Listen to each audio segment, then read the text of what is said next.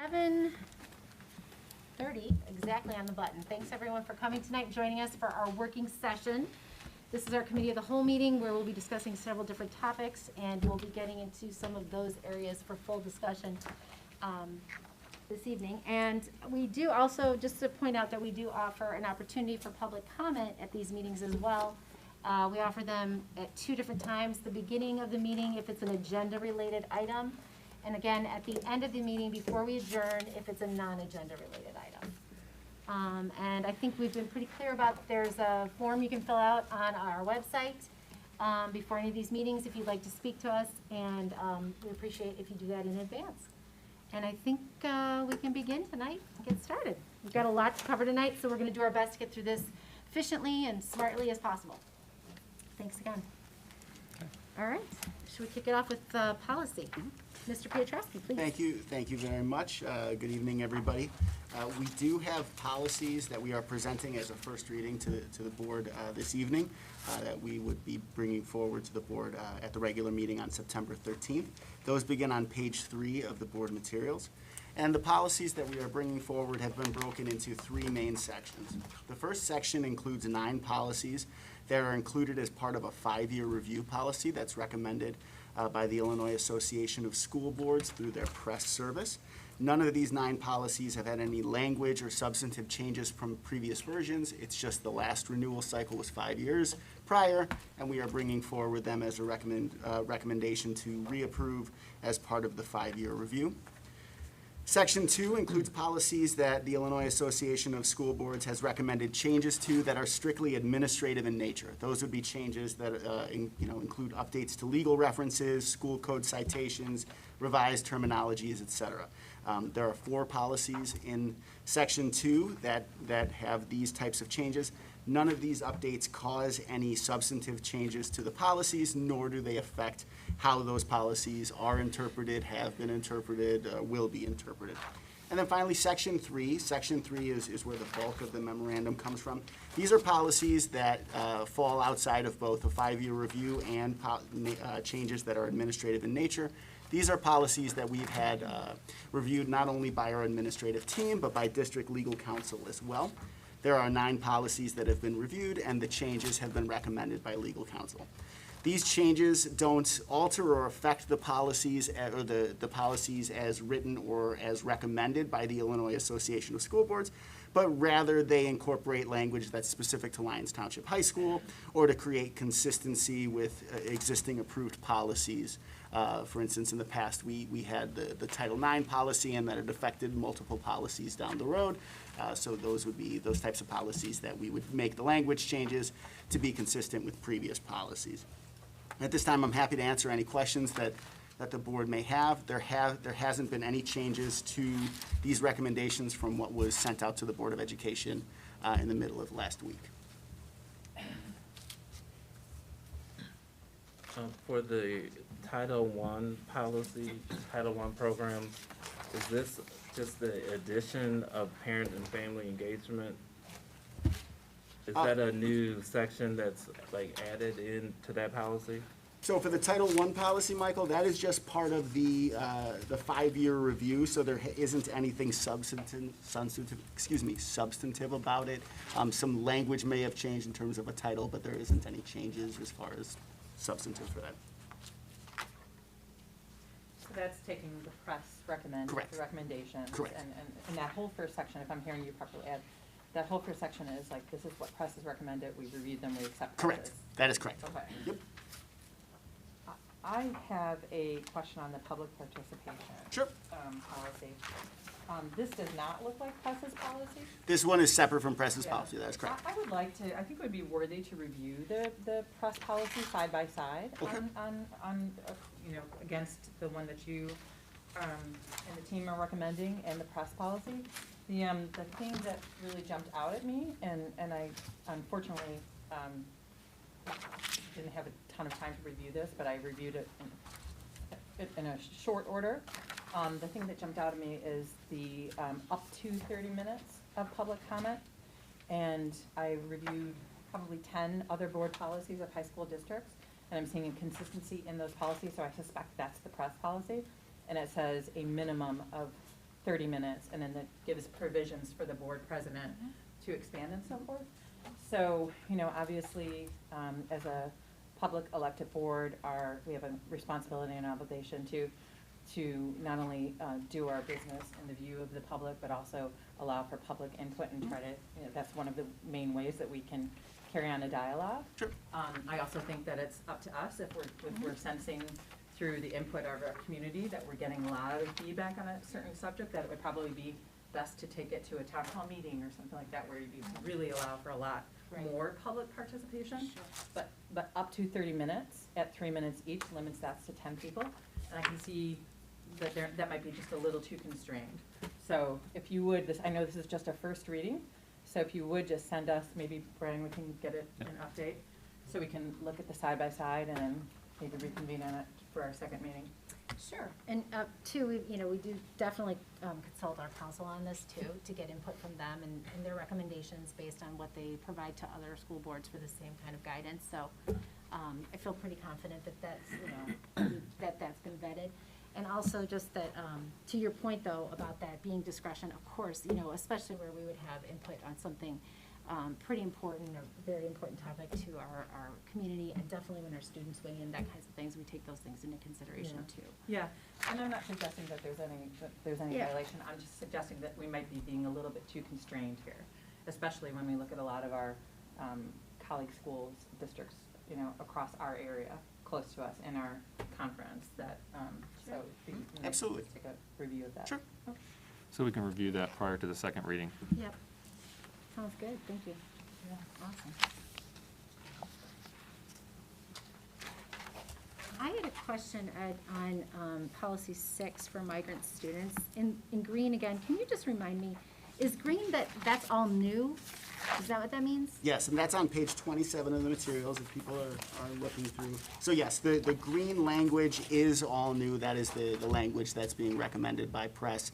The legal counsel is agreeing with that. You'll see that there was actually wording that's in pink that says this program will include a means to, and that language was struck.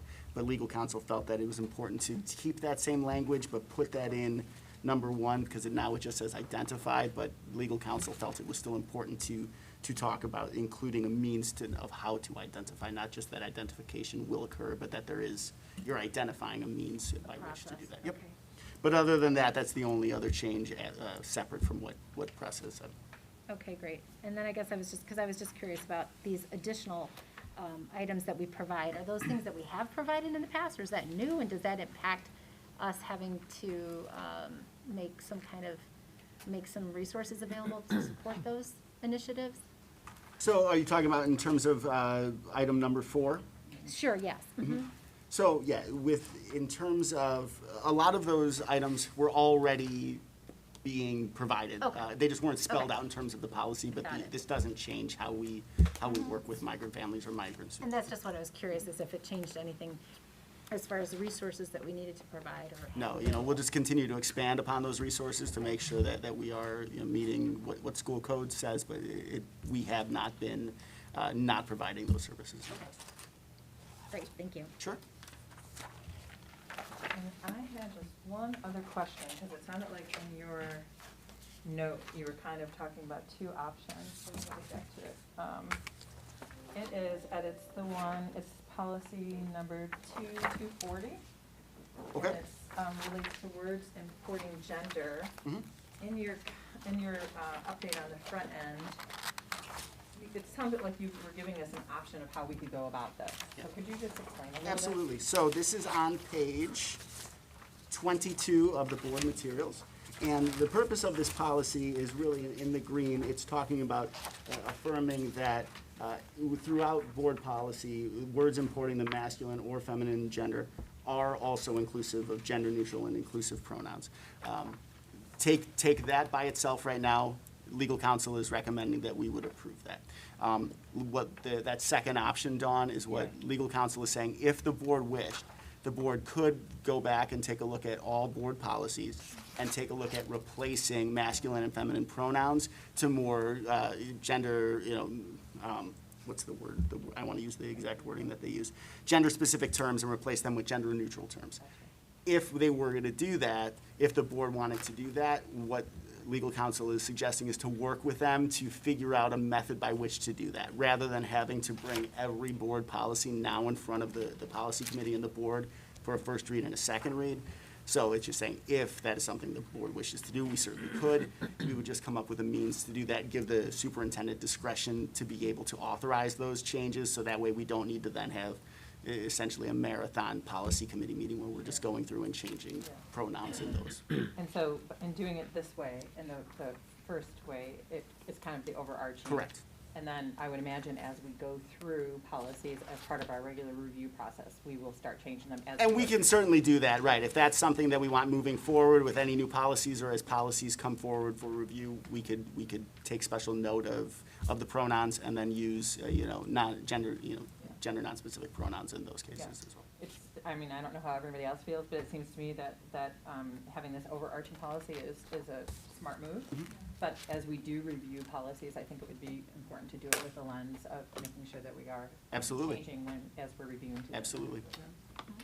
And the intent or the legal effect is the same, Mhm. right, you're saying, so. Correct. This is I don't wanna call it a shortcut, it's a more, like you said, top-down approach as opposed to a minutia ground-up approach. Correct. That would Yeah. perhaps be administratively more taxing. Absolutely. Absent that second step, there is Absolutely. nothing than that first steps, right. Yeah, Marathon meeting would be the key word there. That is correct. That is correct. right. Yeah, Jill?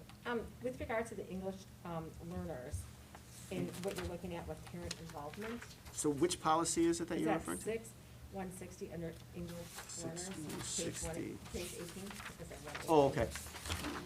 What you're adding is participate and serve on the district transitional bilingual education programs, parent advisory. Correct. I guess my question is, how, when you're looking at parent involvement, Yes. one, you probably are dealing with many students whose parents don't speak English. So one, how are you reaching out to them, and how would that participation look? So we've done that through our EL program coordinators in the past, by targeting communications to families for whom English might not be the primary language, to make parents aware of the different options available, make them aware of the parent community. Scott, I don't know if you have any more specifics about that. I know Karen Rayno does a lot of outreach with that to make sure parents are aware, parents are invited, and parents can participate on that as well. Right, we've had not only information nights prior to open houses, but we've also had these committees previously. We are a transitional bilingual education program, given our number of students. So we are not a full bilingual program, we are in the transitional phase. Our numbers are increasing, so it would make sense to increase this kind of a committee and talk more about what our program will look like. You'll see later this evening a curriculum change proposal to try to support those English learners as well through reading. And then we try to make sure we get as wide a profile of parent who's a part of some of those informational meetings. But like, are you doing it with like widgets that go out? There's a lot of tools that can be used in communication that come out to the parents with, in translating some of the communications that go to them. I mean, I would like, more information as specifically, so Oh, sure. that, Sure. how that's done. Sure. Yeah, I misunderstood you. I'm sorry. I wasn't sure that you were Right, no, asking but I about mean, the but like specific. just some of the nuts and bolts too, about how that's done. We have partnered with Translation Interpretation Network, which is a service we use that can translate in any language, so we can use that on the fly for a phone call, or we can schedule meetings prior to get whatever language is necessary for a meeting or any documentation. So we have used that over the past year. Just to be clear, the transitional bilingual education is for those languages of a certain number of speakers. So this will be, for us, entirely Spanish speaking. So the TPI, the Transition Program of Instruction, is what we are primarily. But that encompasses all languages. As we look at the bilingual component, our numbers are such in our Spanish-speaking community where this particular advisory committee would be Spanish-focused. Well, what about the communities that would not be Spanish focused? They don't participate in the transitional bilingual education program parent advisory committee, because that's only for the But bilingual. when you're looking at the parent involvement, when you're not looking at number 3 that you read, but when you're looking at the other ones, it would just be, I would love to see some of the policy, Sure, kind of expanded upon. sure. I thought you were just talking about the change. Well, I was asking on that too, but then asking about are you informing in general, not just focusing on the Spanish, but Sure. some of the other language. The other piece too is every student who's a part of an English learner program is given a letter at the beginning of the year, both in the language spoken at home and English, so that they can understand what the program is. So that's another piece too. And we could have Karen Reno come and speak about that at some point as well. She and Toby Casella coordinate those letters and the sending out of that communication. I think that would be really helpful for us all to understand what that looks like for the community. Thanks.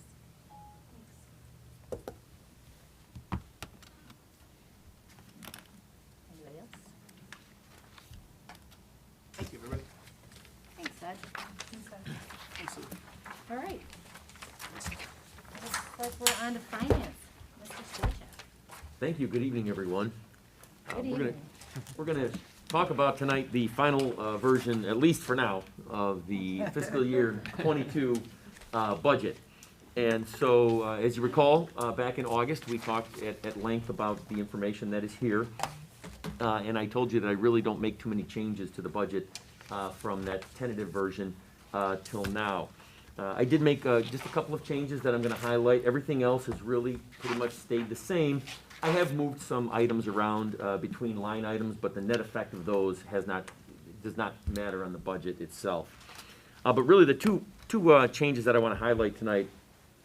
First of all, we've had, usually at the end of August, and we did this year as well, this was after we had adopted the tentative budget, we receive a notification from the Illinois Department of Revenue, and they give us an estimate of what our corporate personal property replacement taxes will be. And I know we kind of talked a little bit about this at the last meeting. And just to give you an idea, last year, and this is why I'm a little, I think the number is good for an estimate, but I also have a little concern about the total that they're giving us right now. The last year they had told us the estimate was $2.9 million, when historically we receive anywhere from $3.3 to $3.5 million. That's fairly typical for us in one year. Last year was $2.9 million. We ended up with $4.5 million. So that was quite a difference in terms of what that estimate was. Coming forward to this year, the estimate that I received in August was $5.2 million. I kind of looked at that, and again, knowing the history of some of these estimates, that they aren't always on target, and rightfully so. I mean, the corporate personal property replacement tax is based on how well corporations, literally how well their businesses are doing in any given year. And so, they give us this estimate, and of course, the Illinois Department of Revenue says, look, this is only an estimate, this can change. We get all that. And so really, what I've done, and I looked at another source too. I went back and I looked at the payments that we've received in July and August so far. And those payments are about $200,000 more than what we had last year at the same time period. So I thought, okay, this seems reasonable to really up this number. And so right now, what I did is I changed that number from roughly $3.6 million, $3.65 million, and I upped it to $4.7 million. I'm not necessarily willing to go out on the limb and say I'll take all 5.2 at this particular point. Once again, if we do receive 5.2, then we do. That's our money. It doesn't go anywhere. It stays with us. It stays with the district. So really, that's an increase of a little over $1 million in terms of revenue. On the expenditure side, I've added some cost to the transportation piece of that. Typically, I will go back, to the year before and kind of look at what we had as far as routes, as far as the cost of transportation goes, the utilization. And right now, I really don't have good data from those prior 2 years. And so when I was kind of looking at it, I thought, well, it might be prudent to add a little more here just to make sure that we're covered for the coming years. So I've added $250,000 of expense to the transportation line item. And really, those are the only two major differences that you would see from the tentative budget to the budget that's being presented today. Again, just as I kind of talked about here, $87.1 million in operating funds of revenue with expense of $86.9 million. When we talked in August, we had a deficit of about $700,000. That has now reversed itself to a surplus of about $125,000, even with the additional cost for transportation. So that's a good number that I'm much happier with as we go forward. And again, these numbers are a little bit more inflated than what we've seen in the past on both the revenue and the expense side, because as we talked about, I have $4 million in this particular budget for capital expenditures for the renovations coming in the summer of '22. And then also there's $3 million, essentially roughly $3 million worth of grants that will be covering some of that. So that is increasing our revenue number as well, and above and beyond what our operating expenses normally would be. And so really that's the numbers that have changed. Page 39 is that spreadsheet that I really like. It kind of summarizes everything for you, gives you a quick look at by fund and by essentially by revenue source and by expenditure object. You kind of see where we are. And if you look on the total of all funds there, you see that there is a difference of a surplus of $156,000 there. The reason that's different than what's shown on the state form is that the state included in there is that $31,133 in the Social Security IMRF fund. The state does not include that in theirs. Matter of fact, they don't include the Fund 50 in any of their calculations, which I don't understand why, because if you have salaries, you have to pay benefits out of that fund as far as municipal retirement fund goes, as far as Social Security, Medicare, all those are paid out of that fund. So they don't include it, but I put it in here, and that's why you see the difference between those two numbers. Brian, real Yes. quick, I'm sorry, before you get off that, just going back to that, bumping up that from 3.65 to 4.7. Yes. And getting back to that Illinois Department of Revenue, are they usually, you said the year before they were underestimating, they gave us an underestimate. Yeah. Do they usually give us an underestimate? No. I think they they do a calculation. I don't know what specifically goes into their calculation, because quite honestly, all we receive, all that they post is a spreadsheet, and it says, here's essentially every taxing body that receives corporate personal property replacement taxes. You look up, in this case, District 204, and they have the allocation from last year and then the estimate for this coming year. So they really don't give us a calculation of how they do it. What I've looked at, again, that's why I have the spreadsheet that I have that goes back for the years that I've been here, and kind of look at that and say, it's reasonable to assume that we'd be in the $3.3 to $3.6 million range. So, to answer the question in terms of, are they off? No, generally they're in that range of, again, also of somewhere between $3 million and $3.5 million, as they have been, over the course of what we've done. I'd have to go back and look at the specific estimates compared to what we actually had. I think last year was kind of an outlier. They were thinking that, look, the economy is going to take a real downturn here in the pandemic, and clearly that did not happen in terms of these corporations. So, But this year is so strongly aggressive. It for is. What they gave us. It is. And that's why, look, I'm at 4.7, they're at 5.2, so we're probably about $500,000 difference, a little less than that. And again, I would rather be a little more conservative, put this number in here, and as I said, if we take in more money, we take in more money. And I'll be able to monitor that as we go throughout the payments throughout the year. You recall last year, we noticed that as we were going through it, and I'm looking at these numbers and saying, wow, these are a lot higher than what we normally have seen in the past. So you're getting periodic payments. and we that's do. what- Yeah, I think we receive, it's either 9 or 10 payments, throughout the year. There's a couple of months where we don't receive them, but we do receive them, like I said, I think it's either 9 or 10 months out of the year where we receive them. So we can kind of see, and that's why, as I said, when I went back and I looked at historically what we would receive in the month of July, and what we received in this July, it was almost double what we normally would receive. So that's why I kind of felt comfortable with the 4.7 number, and again, being a little more conservative at this point. But if they give us 5.2, or they give us 5.7, or whatever number they give us, you know, it's our money and we'll keep it, so. Right, okay. But this really is an anomaly, right? I mean, based Yeah. on all your historic projections from before, Yeah, yeah, these 2 years, last year at $4.5 million and this one at the estimate at 5.2, they're really outliers compared to what we've seen in the past. There hasn't been a change in rate, for example, right, No, okay. no, no. And do they tend to, Allison's earlier question, do they tend to be wrong in the other direction? Are you at risk for putting forth under-deliver historically, materially? You know, again, they put their disclaimer on there that says, hey, look, this is an estimate, right? And so it's kind of budget at your own risk, because we're not gonna stand by this number. And really, I don't know that they could, because again, it has to do with how well those corporations are performing during that year. 3 months from now, could this look completely different? It could. You know, in terms of the economy and how it's moving along. So that could make a difference in what we see in terms of that line item. But The again, last like 5 years, they're pretty much, Yeah. close to their estimate. I think so. I think they're pretty close. I don't have those numbers in front of me, but I think there's, you know, in the last 5 years, I think they're probably pretty close in terms of what we had.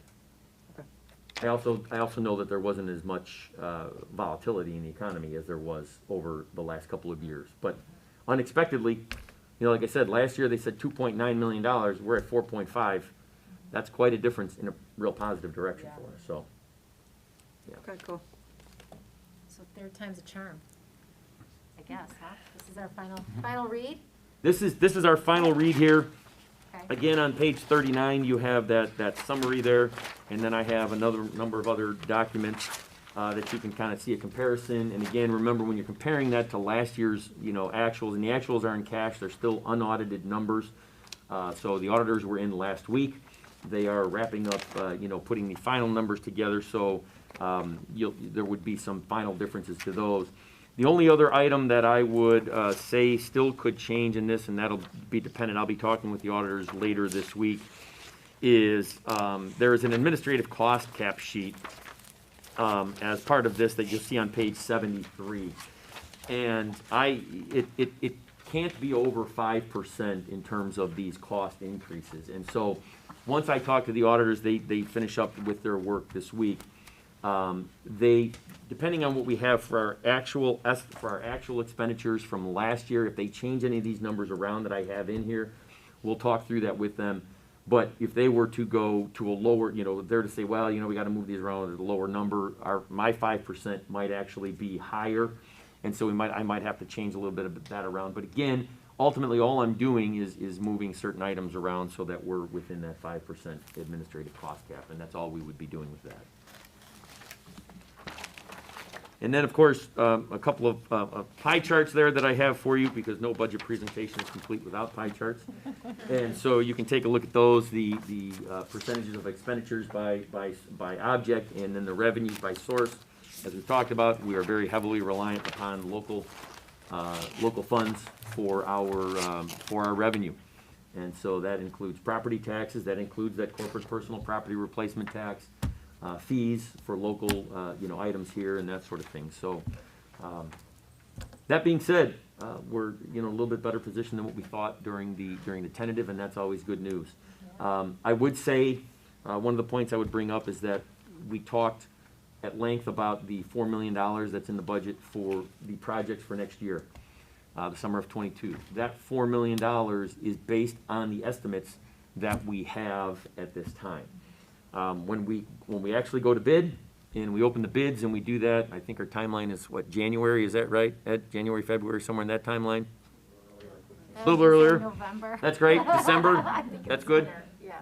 So we will review all of those costs, and then assuming that the board wants to move forward with those projects still based on what those costs are, I'll reevaluate this. And if we have to amend the budget based on that, we can do that. We can amend it up or down. It doesn't prevent us from pursuing any projects at all. We can always go back and amend the budget if necessary. And so I mentioned that in the executive summary that we'll take a look at those. Normally we have a little bit better handle on it, only because we don't have as much in terms of, you know, total number of projects. So this year, anticipating that total cost to be between $6.5 and $7 million. And it'll be interesting to see what these bids come back at as well, because I think Ed would tell you that the construction industry is a changing industry, weekly, sometimes daily, as it goes right now. So we'll see what we actually come out with on those.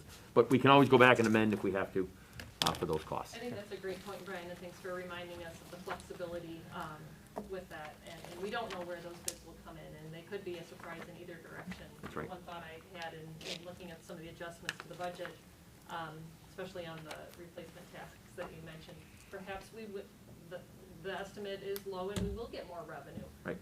There's nothing that would preclude us from being able to utilize those funds if, say, an emergency came up, or if some of these bids came in a little higher, right? Is that a correct understanding? That's exactly correct. And Yes. and congrats to you and the team for presenting me and the rest of the board with a balanced budget. I very much appreciate it, and the thoughtfulness and time that went into it. Yeah, I'm glad we could do it. Yeah, I'm glad we could get that in that positive direction there based on what we saw, so. Yeah. Keep bringing us good news.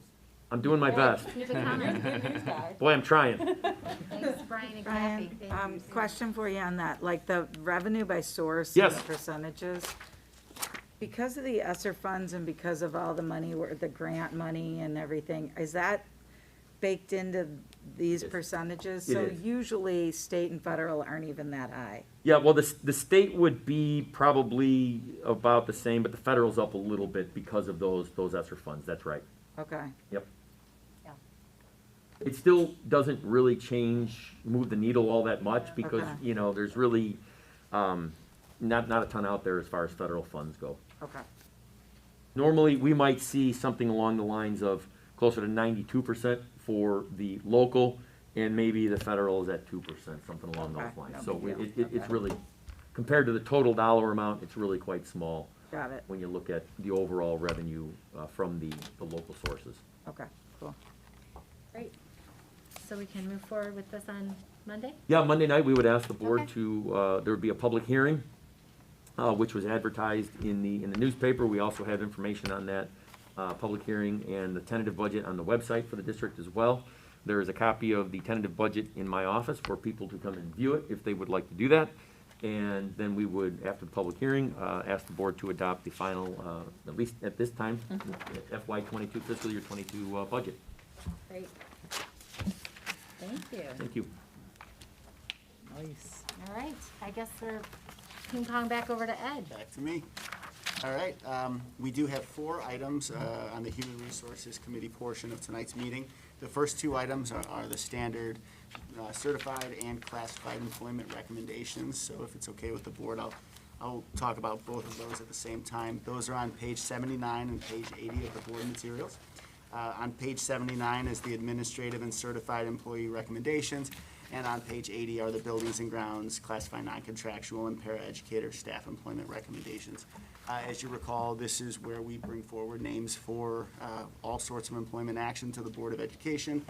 This is not where we would come to the board to request new positions if we were going to be doing that, but rather to identify the name of a person who is filling a vacancy, or a staff member who is requesting a leave of absence, or intent to retire.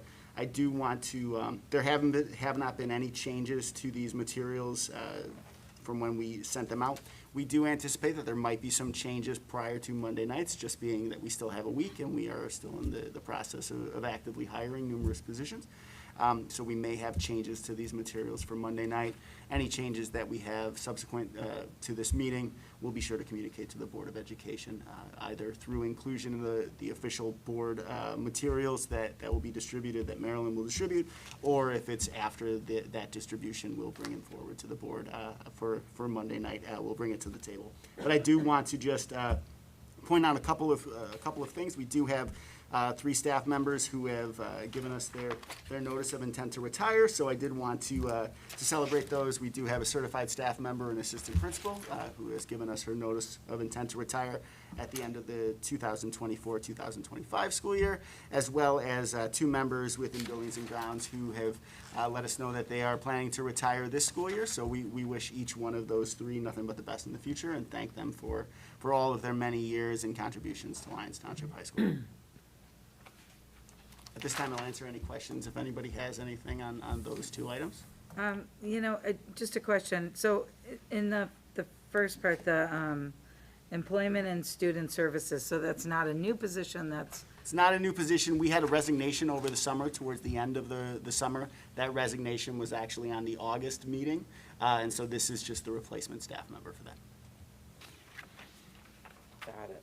And I have a question about leave of absence, because there are 4 here, but just, this is more in general because, you know, news reports about subs shortages and things like that. Is that ever anything that LT is encountering now when we have teachers that have to step away for anything, or do we just have a nice bench, of teachers that? It depends on the position, Joe.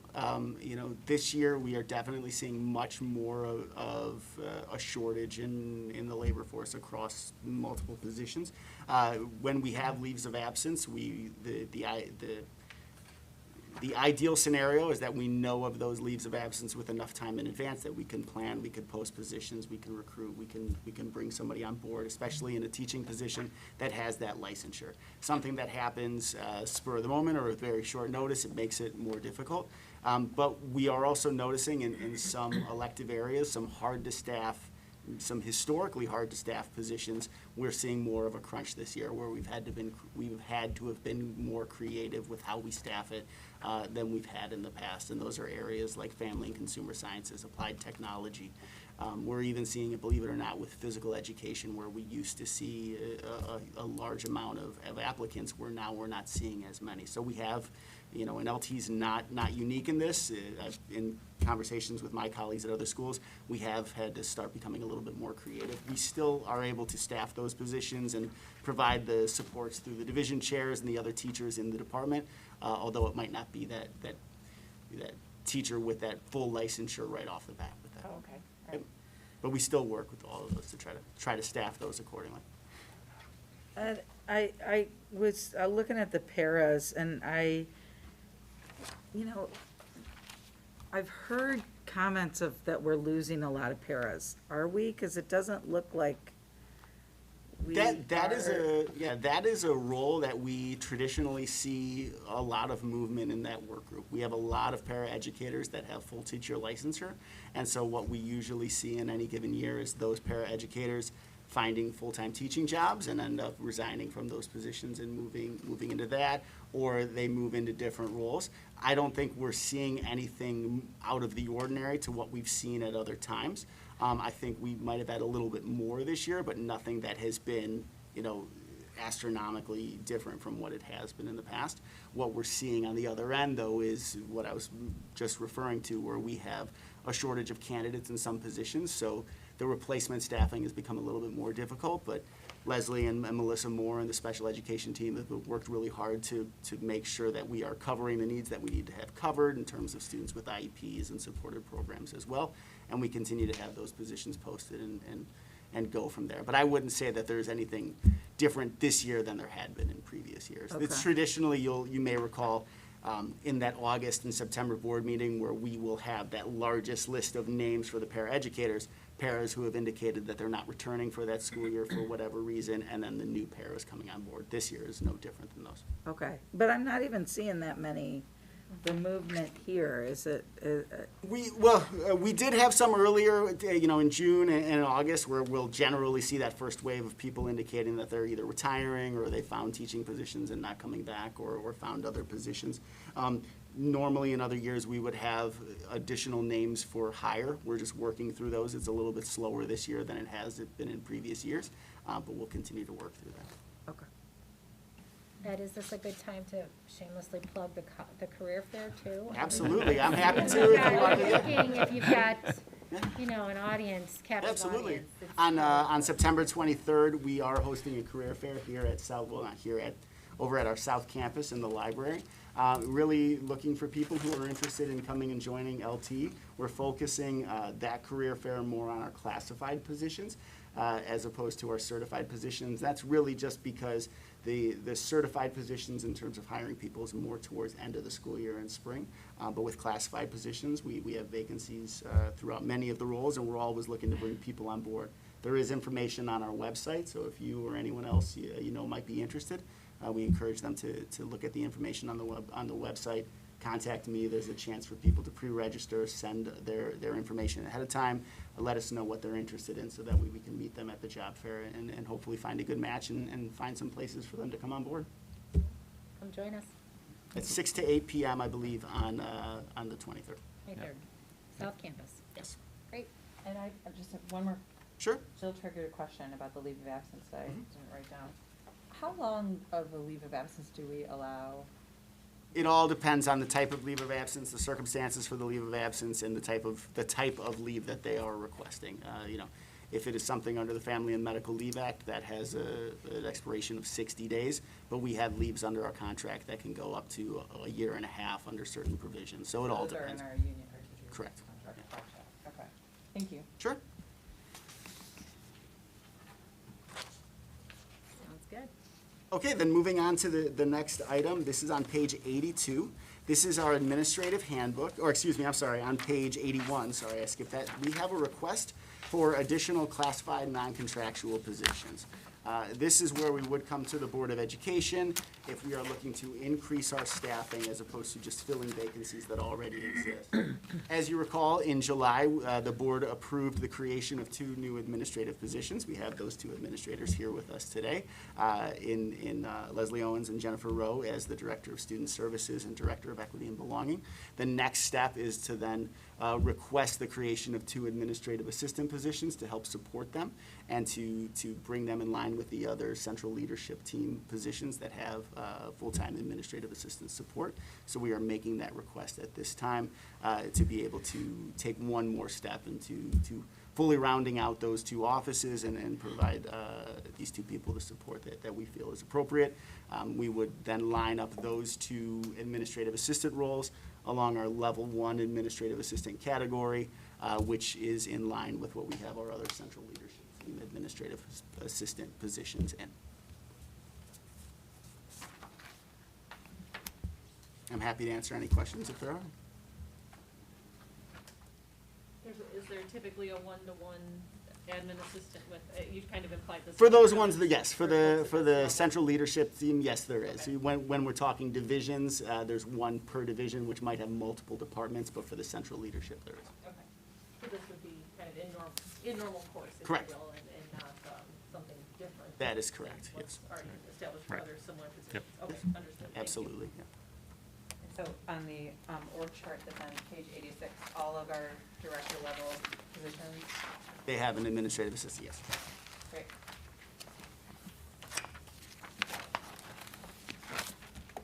Okay, and then finally, moving on to the last item, this is on page 82. This is the Administrator Handbook. You may recall back in June, this past June, we brought forward any updates and changes to the Classified Non-Contractual Handbook and the Classified Non-Contractual Supervisor Handbook. Traditionally, we bring the Administrator Handbook along that process as well. But because we were in the middle of the request for the 2 new administrative positions, we made the decision to hold that off until that request was fully fleshed out, whether it was approved or not. It was approved in July, so now we are bringing forward the recommended changes to the Administrative Handbook. The only changes that we are making to the Administrator Handbook are the inclusion of the 2 new positions, the revised organizational chart, and as you may recall, back in June, we did update language to the non-discrimination policy and the harassment policy to bring it in line with recent board policy revisions that took place in the spring. Those same revisions and updates have been included into this handbook as well. Other than that, there have been no changes to this. And I'm happy to answer any questions.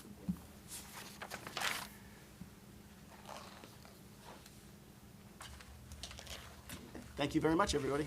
Thanks, Thank Ed. you. All right, we'll switch gears, I guess. Hand it over to Scott. All right, thank you. The items that I have tonight are a mixture of things from last year and things for next year. We're not really talking about this year anymore, so, at least in the curriculum. On to the next. Transport yourself to a different There you go. time. Our first item tonight is the first reading of the 22-23 calendar. Number of things that have been taken into a consideration here, and again, this is a first reading. We have shared this with our faculty association, with our associate school superintendents, and following this meeting, we will post it on the website and send a link to parents so they can have a chance to take a look at it as well and provide feedback. So we've gone away from a couple of traditional assumptions here. One in particular you'll notice is the start of school. If you recall, this past year we started on a Wednesday. Prior to that, all my previous years here have started school on a Monday with students. We found from surveying students and surveying faculty, there was an interest in having the first week not being a full 5-day week, and also trying to figure out a way to incorporate the freshman experience day along with the other classes that are perhaps coming to North Campus for the first time, or other things that are ways to orient towards the school a little easier. So rather than having a separate freshman experience day, we're looking to build those type of experiences on that first day of school. We've seen how a number of other schools have done something similar and are looking at models on how to do that. So essentially what this does is it starts us on the 17th of August.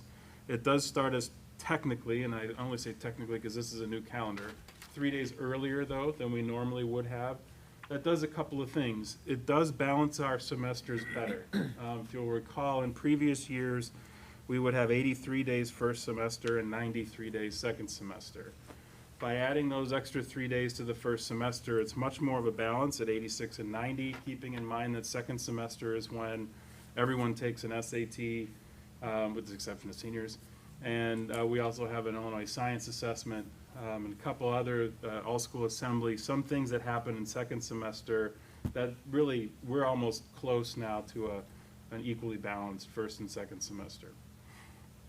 That does impact a couple of things. By moving those 3 days earlier, we're able to finish the school year for students on May 26th, the Friday before Memorial Day again. This would, and then as our administrative team has been talking at the building level, they would really like to have that graduation on Wednesday the 24th in the evening. And so that would be an opportunity to give seniors a little bit of a break at the very end.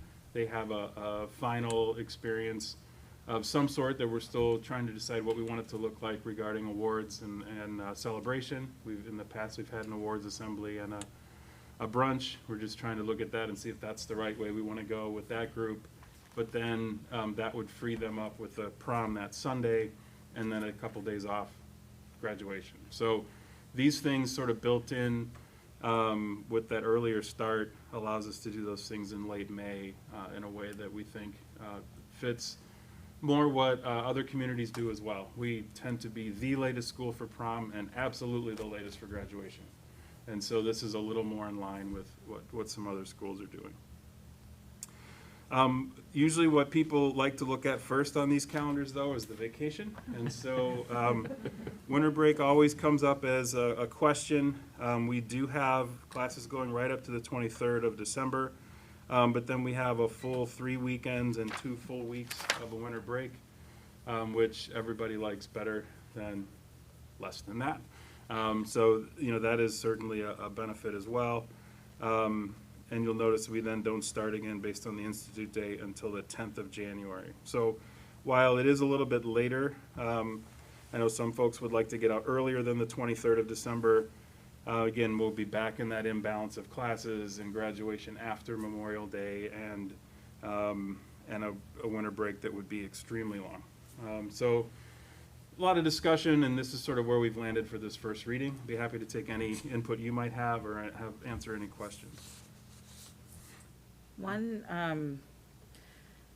Somebody just was talking to me about, and I think it's kind of shaken up my mind because I have always really loved semester ending in December before the break so they don't have to come back for finals and stuff.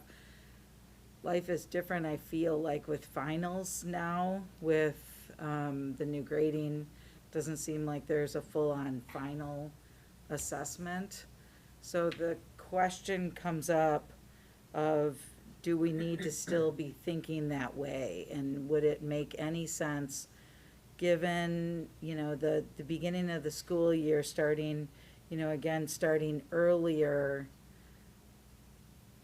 not being completely set on the AC as of next year and having the troubles with the heat, pushing it a week, let's say, or just alleviating, some of those heat issues just until we get up and settled with this AC stuff. So the question is basically, what if we looked at starting a week later and even if we had to go into January? I don't love that because they're holding that for those 3 weeks, but it depends on how that setup and finals and grading and everything is. It's a very fair question. It's something that we asked our administrators about. It was a part of the surveys that went out to the community as well a little bit. We've got some feedback from that. Here's why we decided not to make that change now. Totally understanding the concerns about heat. One of the reasons why we made that shift originally, it wasn't so much the final exams after winter break, it was the fact that kids were given projects and homework to do over winter break. So with there not being a clean break for the semester, there is that temptation for students to be assigned a lot of work. That was what tended to happen when we did that. Is there was the end of the semester, a week of classes and then finals. So basically everything that still needed to be done was assigned for homework over winter break. People brought it back, they finalized the semester and then took finals. So in that sense, I wouldn't support bleeding the semester into January. And even though we're not formally creating a final exam period, there are summative assessments. There's opportunities for students to show additional learning. There's opportunities to take final summative assessments as well, final projects, final essays, labs, etc. And to then wait another 2 weeks to do that sort of thing, or 3 weeks, 3 weekends. Again, there's a sense that you would sort of lose a little bit there. Another piece has to do with the sheer lift of switching from semester 1 to semester 2. Our counselors have to readjust schedules. Kids have failed, they need other time. Basically, that entire institute day for our counselors is not a learning experience for them. It's full on, let's make sure a kid is in the right seat on the first day. If we were to bleed that over into the next semester, we won't have that institute day. It would have to be done over a weekend, or we would have to do something. It wouldn't be ideal either. So I totally understand the air conditioning concern, but again, weighing all these other things too from where we are at the end of a semester, I'm more concerned about that last week or so and the good start to the second semester when they're weighed. I appreciate that, yeah, Sure. good thoughts. It'll be asked, Okay. that question will be asked. No, it's good thoughts, Too, because just like loving the fact that our students get a winter break that's free from A break. thought about homework or. yeah, it's great. I think that's a great point, though, and you mentioned, or maybe you mentioned surveys. I think there's a couple things that come to mind. I've heard some feedback, too, about we should start later, and I think, I know my kids appreciate the clean break, as do the parents, knowing we can actually give them from a social emotional Not nagging. standpoint a break. Right. We love at our house, we love the Wednesdays. It's such a treat to get to Wednesday and change the alarm time, or just to know that we're in class for a shorter period. But that also triggered in my memory the block schedule consideration, and I know we've talked as a board as we'd like to continue to be mindful of that topic and perhaps explore it more. I think Nutrier, for example, switched to that method. I heard from just a work colleague. It'd be interesting. Okay. I don't want to lose sight of that. I know that's been raised other Yep. times too. So, well, I appreciate, I'm such a planner. I know the calendar draft one needs to get out there. I think we've seen in other meetings that it can be flexible and we can keep Yep. iterating on it. And perhaps there's a survey that involves some of these trade-off questions even in the future. Would you prefer to start later if it means Right. X, Y, Z with the assignments? As a reminder, this many days in August were, whatever, 85 Right. degrees and above. I mean, weren't we 87 Right. today and 87 tomorrow, and it's Yeah, September, I it's don't know September, what. exactly. Yeah. So maybe Yeah. people will, I think it's easy to forget how long the heat goes sometimes. Right. So having that extra context and some sort of survey later in the year might be an idea. And to add to that point, Julie, with the survey too, I think sort of Scott, you kind of indicated that there had been some survey data at some point collected about that, but I'm kind of curious too what our students think too. It's a lot, it's one thing to ask parents and administrative, and I know that that's a huge part of the process, but how are our students responding to that? It sounds like with that clean break, not having assignments, things carrying over, it makes sense to support their social emotional needs that we've been talking about as part of it, but I'd really like to get a little more solid understanding of that and see if that's actually the reality. And if that is, then that's good, because that's one of the things that we said is one of our priorities for our students, is to give them those breaks and that space that they need. And so just making sure we're addressing that as part of it. So Julie, thanks for bringing up the surveys, but let's see if we can talk about doing more of that. And if you guys anecdotally probably hear these things too, you're interacting with the students and you're hearing from them how they're feeling, so Definitely. getting And that feedback. having taught with it the other way too, Right. the Right. number of complaints that we would get from families who had planned a trip somewhere and Sure. the full backpack went on the Right. plane. Right. More common than you'd imagine. I think the perception is, though, that change was made, that was in the late, the aughts, right? It was in- 16 years ago. Yeah, it was, because 15 years ago, I it's remember under when you my- guys made it, yeah, 'cause they've been- we saw it at District 102, because we were trying to align our schedule with your schedule. I think the perception is that change was made because of the finals, really, so I think it's a really good point of, kind of accentuating the fact that really, it's a very important thing to give the kids a break, give them the ability to tune out for a couple weeks and come back and start, second semester, new start, and so forth. I had noted the surveys too, because you mentioned, Scott, that with respect to starting the school day the school year midweek, that you surveyed the students. Was that a formal survey that went out to all the students, or is that more like anecdotal?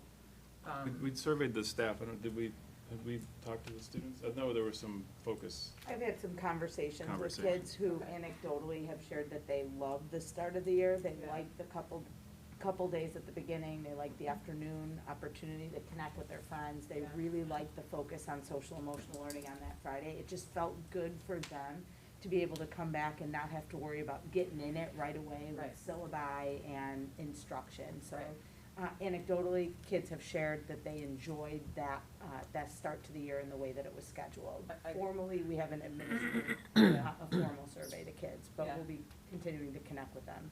Which is great, I think, and then you mentioned also we surveyed the community when you were talking to Allison's questions.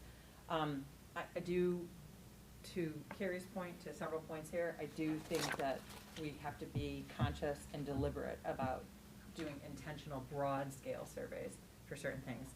Thank you for bringing up the block schedule. We did do a big survey last year of teachers, community, parents, parents, and students, and there was some really strong favorment towards looking at that. So I think that it's super important to really, not necessarily for the start of the school year necessarily, unless that can be paired with something else, but to just be very deliberate in getting broad scale survey data on certain things that we're looking at. And And being we can mindful share, that- oh, sorry. and we'll be sharing this calendar too after this first Yeah. reading with our community this week, to get other feedback on just the thoughts. And I think what we can do is be pretty intentional about, because I heard the first couple weeks of school year, why don't we start later? And we just need to articulate what that means. I mean, our calendar now would be a June 16th end time if we started later. So I think just being intentional about really what that translates to in terms of a date is something we can do. The only other thing I had in mind about the calendar, because we talked about it with respect to this year's calendar, is that we're making a big shift for our parents, our community, our kids, and moving the graduation to during the week, from the weekend. Yep. And so we kind of, at the time that we talked about it, we kind of said, let's do it this year, it seems to make sense, but let's make sure we gather feedback before we just automatically do a mid-evening week graduation. So I would definitely like to capture feedback and make sure that that's kind of fitting with our family and community needs, the way that event should be. And, as in terms of the freshman experience day,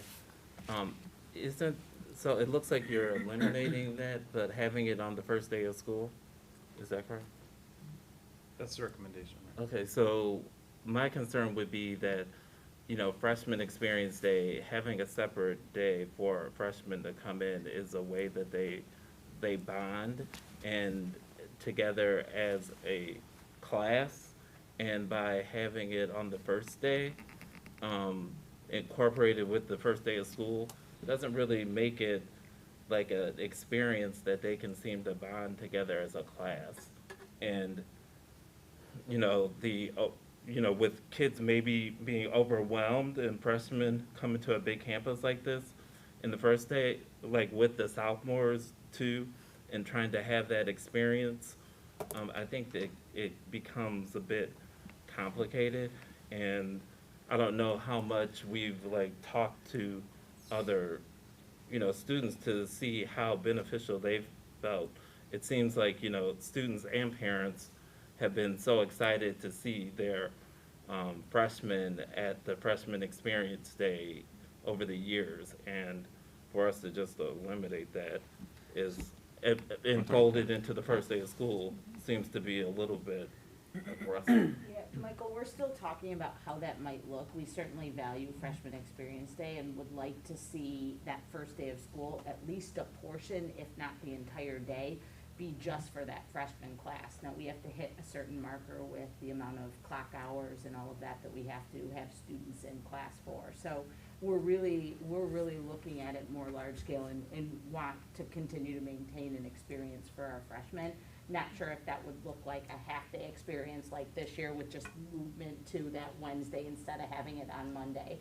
We think it'd be really beneficial to have it following Institute Day, because then our entire staff would be here ready to welcome that class as well. So we're still exploring how we might be able to do it, but we agree the freshman experience day concept and having our class of, is it, oh my gosh, 2026 in together to bond as a class, to start to get comfortable with the building is a really important thing. And the point is, they would have time on campus by themselves without sophomores, juniors, or seniors here. That's something Yep. So we you're would not really prioritize. eliminating it, it was more of the fact that it's following the Institute Day, not being so separated from when the start day is. Modifying the structure. Yeah. Right, I mean, so, Yeah. it's good that we're clarifying the details, because that's not how it seemed. That, with that detail, it helps, and further as you flesh it out, Yeah. be interested to see what that looks like. Absolutely. And this year was a half day, right? So, and I'm not trying to guess what's in your plans, but perhaps the freshmen start the day and the sophomores join. Come later on. And that's how Like some through. schools Okay. do that, where they have, the freshmen there for half the day, and then the rest of the schools going through an abbreviated schedule in the Okay, afternoon as okay. well. So there's some different options that we're looking at, but certainly see value in maintaining that experience for our incoming class. For what it's worth, this year when you guys offered the school being open to people to come in before, Yes. just to kind of give them other opportunities, and I know they do, I think I don't think they could this year with book pickup, right? We didn't have it. It used to be, I think, when you did book pickup, you kind of went around and just checked out your locker, but you gave them additional opportunities to be able to come out and see the school and the That's good. campus without their books and just kind of walk through your schedule, which was pretty awesome. It's important, any opportunities that they can have to just feel that Get sense comfortable. of comfort, go Yeah. through their schedule, find their locker again, practice opening Yes. it before they're back is They need certainly it. something that's valuable. And for I us. was breaking a sweat running through their schedules, trying to get from their classrooms, during open house, just getting used to that. So getting practice doing that, gives you a sense of knowing what you need to do and how to get through your day. So thanks for doing that. I got a really dumb question about the calendar that I've heard over every year, how important it is, but I don't know the answer to it. Again, starting later in the year, starting later, why does the first semester and second semester have to be balanced? I'm sure there's a We actually offer Great more explanation. classes that are semester-long than year-long, and so if they're not balanced, you're not getting to as much first semester as you are second semester. And so teachers of elective courses are always cutting something out of the first semester, so the student doesn't get an equivalent experience, as it is currently. So there's literally an equity component Correct, to yeah. some of it, okay. It's like a ceramics course. Of course, Right. it's semester, if it's offered one semester versus second semester, it's Right. gonna be a shorter amount of time, and Or they'll speed through something, kids won't have the same amount opportunity to practice or show additional learning. Good question, that wasn't And not a dumb. dumb question That was at not all. a dumb question. No. Our electives folks are always arguing for balance. Our, English, math, science, they can adjust either way.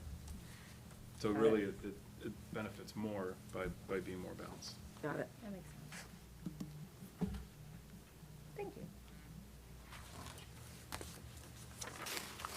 All All right. right, so this is a first reading. We'll get a lot more information prior to it being presented next month. And there we go. We can start thinking about next year. We're scheduling things. We actually have homecoming scheduled in here. Usually we haven't had that. I actually also added into the dates. It's Right. on 24th of September next year. we usually have an idea of when it's going to be, but just don't include it on the calendar, so Right. that's helpful. And we don't know when prom is gonna be, right? Most likely the Sunday. Yeah. It'll depend on some arrangements with the venue, but most likely it'll be the Sunday prior to graduation. which 21st. Would be the 21st of May.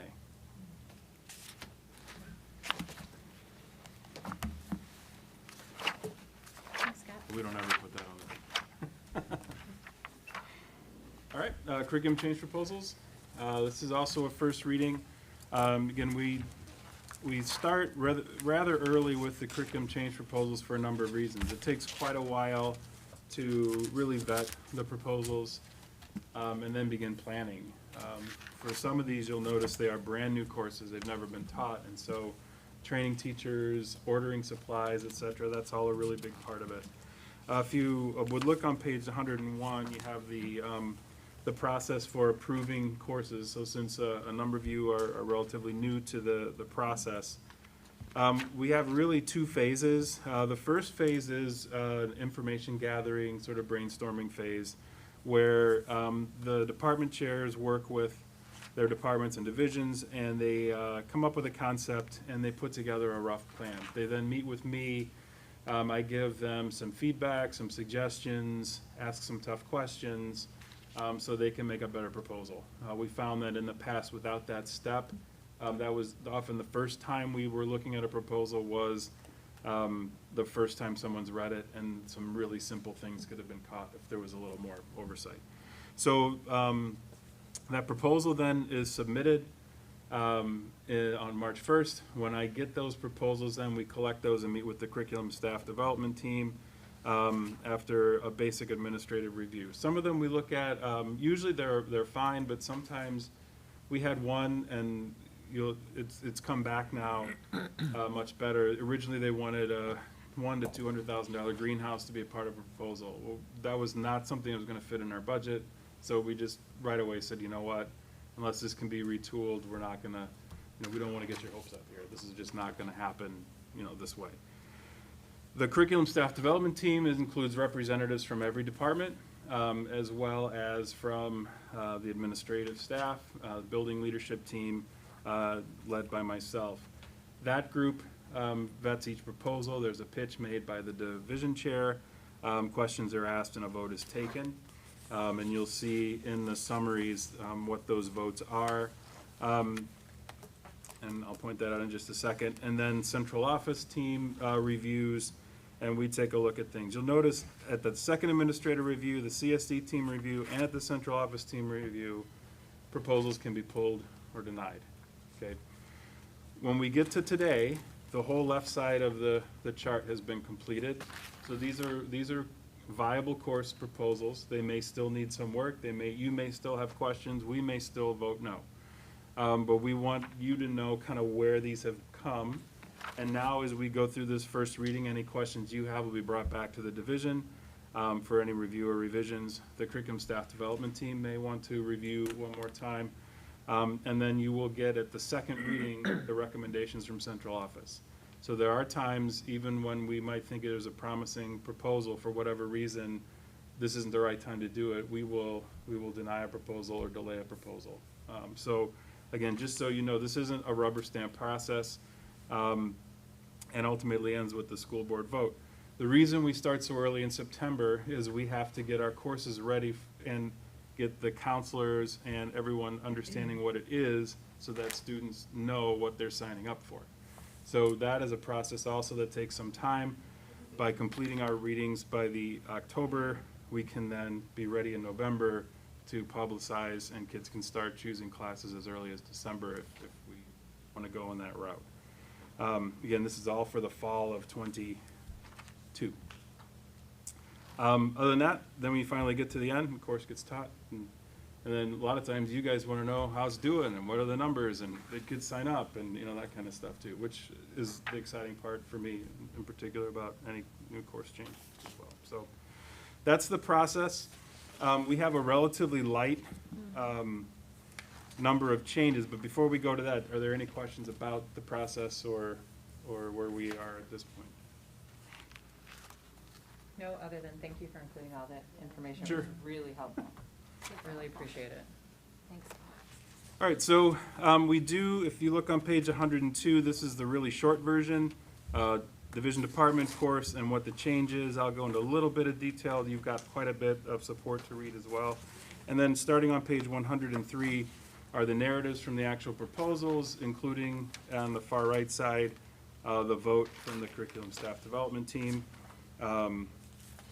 We had a couple that were tabled and then were voted on. And it looks like that I need to update that for the second read, what those votes were. And then you have the actual proposals themselves. So in physical welfare, there are two proposals. One is dance studies. Prior to last year, PE was freshman PE, sophomore PE. We had no electives, there were no other choices. A year ago, starting with this year, we added weight training as an option for students at South, which was very popular, not just for boys, but for boys and girls.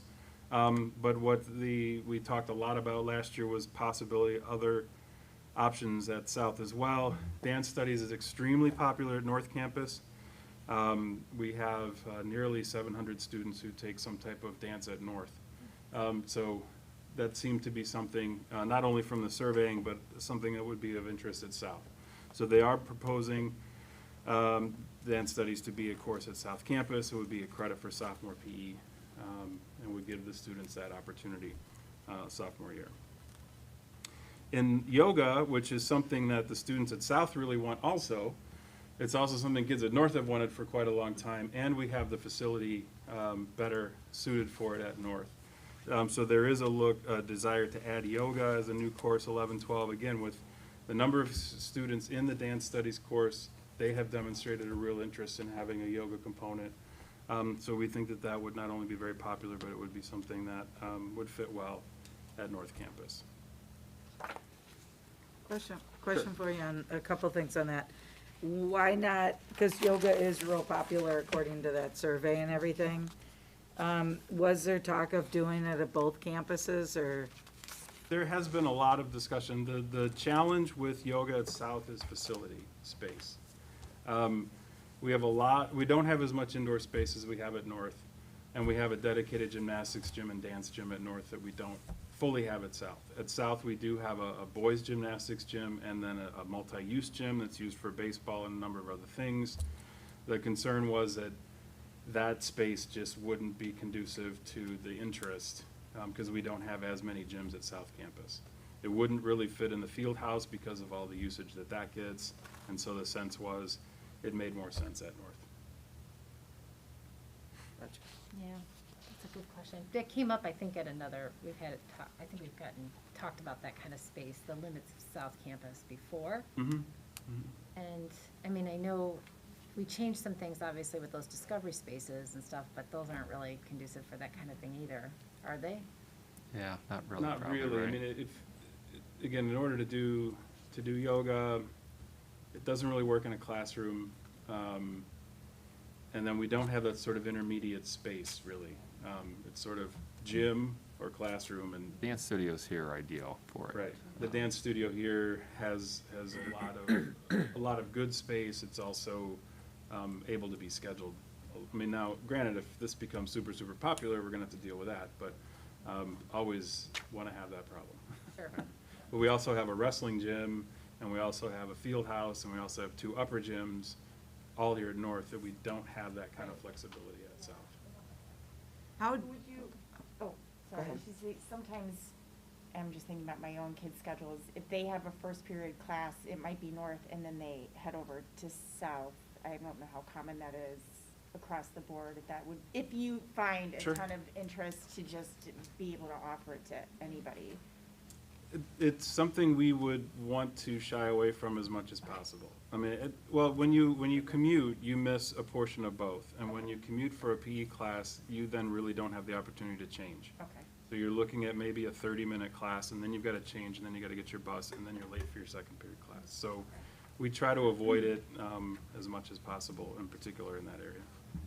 I love the thinking outside Sure. the normal PE stuff. I've got a kid in the strength training, loves it. I mean, I love the new options. I think a lot of kids appreciate it, so. And all of these, too, continue with the SEL focus. We're not pulling that out, and you're missing that if you take this, so. how do you handle, so, let's say, 50% of the kids want yoga when they get to North Campus. How do you handle, how do you handle it? We'll prioritize seniors first, and then see how bad the numbers are. And then we'll go from there. And we'll also see, I mean, we're gonna need certified yoga teachers. We have teachers who are working toward that certification or have it already. That being said, we had that with scuba one year, where we had more interest in scuba than we had slots. It's something we just have to work through as we do our sectioning. And again, the priority will be given to the seniors, the juniors will have another chance to do it, that kind of thing. What we'll also find usually when there's a new course like this, the first year, there are way more. The second year, because so many of the juniors took it, there are fewer. And then after the third year, it starts to even out, Settles down. Well, ideally. I was more thinking of like with self-defense, if you just want to make sure that if a girl wants to be in self-defense, that they get the opportunity sometime in the junior Yeah, senior. and I don't think we've had to cut anyone from self-defense, so we've been Okay. able to make that work. And then another question for you, mental relaxation obviously is a big hit, or meditation or mental relaxation. Was that talked about? Is that, Absolutely, and that's actually something that's built into yoga and dance studies. It's also built into the regular PE curriculum. It's a part of that SEL component. So when they were thinking of what that might look like, we need to make requirements for activity, so we can't just have a totally mellow, chill hour of relaxation. We need to get our PE minutes in, we need to get the heart rate up, we need to, work on those things. So we're sort of folding that into the other components of physical education, rather than having a full cool. meditation course. I love this, and I'm so grateful that we're looking at different ways to touch upon physical fitness, health in different manners so that kids can connect with something or have the chance to connect with something that has the potential for being a lifelong healthy habit. So love, love, love all of this. I was confused, so I had to pull this guy out, which I was thankful that you guys gave this to us. So as I was trying to figure it out, I see dance studies, and I see dance fitness, and I see dance arts. But it looks like dance fitness you get PE credit for, but some of the other dance classes you don't get PE credit for, you get creative arts? Depends on if you're dancing, and students get some leeway of choice here as to how they want the credit to count. Our students in Eurythmics, for example, are doing dance as an art form. So they may be also involved in something else where they're in a PE class or they're having an athletic study hall, but they really want it to look at dance on their transcript. So they want to go into Juilliard or some other place to dance, and they want the dance study component rather than a phys ed degree. We also have those courses are a lot more focused on specific dance moves, as opposed to dance fitness is more like your Zumba. It's more like an exercise fitness Okay. using dance. So those classes, they're really not intended for PE credit, and what this course change is doing is allowing a dance fitness option at South Campus for sophomores for PE credit. Correct. Kudos, love it, love it. I love that we're bringing additional choices. It's always seemed to me that North has way more choices in the PE curriculum when you get here, and that, and I didn't understand the facility constraints until hearing this. So, I mean, that would be great to continue to, figure out how we can continue to offer. The only other thought that I had with this, because my daughter is in dance fitness right now, she's loving it. But I said to her, and I was sharing this with Ryan, like, it's probably no guys are in that class, right? And she said, no, it's pretty much, 100% females. And so when I saw the survey data, I was, in my mind, I triggered like, well, this is great, we're offering yoga. Likely, we don't know this, but it's likely that it's probably gonna be heavier females to males, I would expect.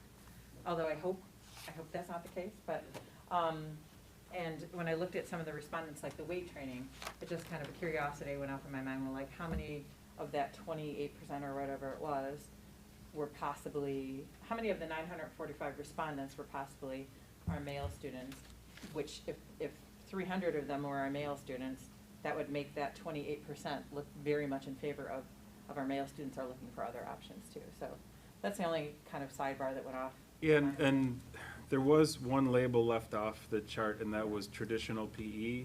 Traditional PE are games and activities, and usually what we hear, again, this is totally stereotypical, but there is a real,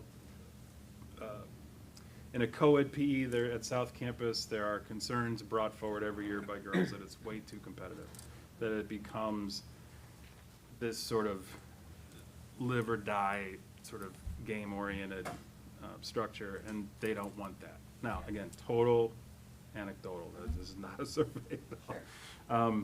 So there is a lot there for the student who wants to do pickleball, who wants to do a lot of the competition components, and then the others are for more personal and working on your own individual health. We have a balance of everything throughout, and our PE teachers do their best to make sure that it's not all games and competition all the time, but the majority, the biggest number of students, when they say what they want that sort of traditional PE. So again, we're just trying to meet as many needs as possible.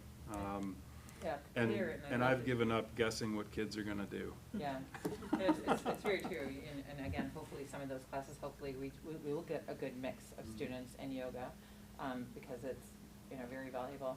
Anyway, thanks again, and Sure. just kudos to you guys, kudos to the physical education team. I think it's, coming into a big high school like this, it's there's been lots of talk about the mandate for gym over the years in Illinois, and there was a task force commissioned in 2013, and that was one of the things they looked at, and they came back and said, let's remove it.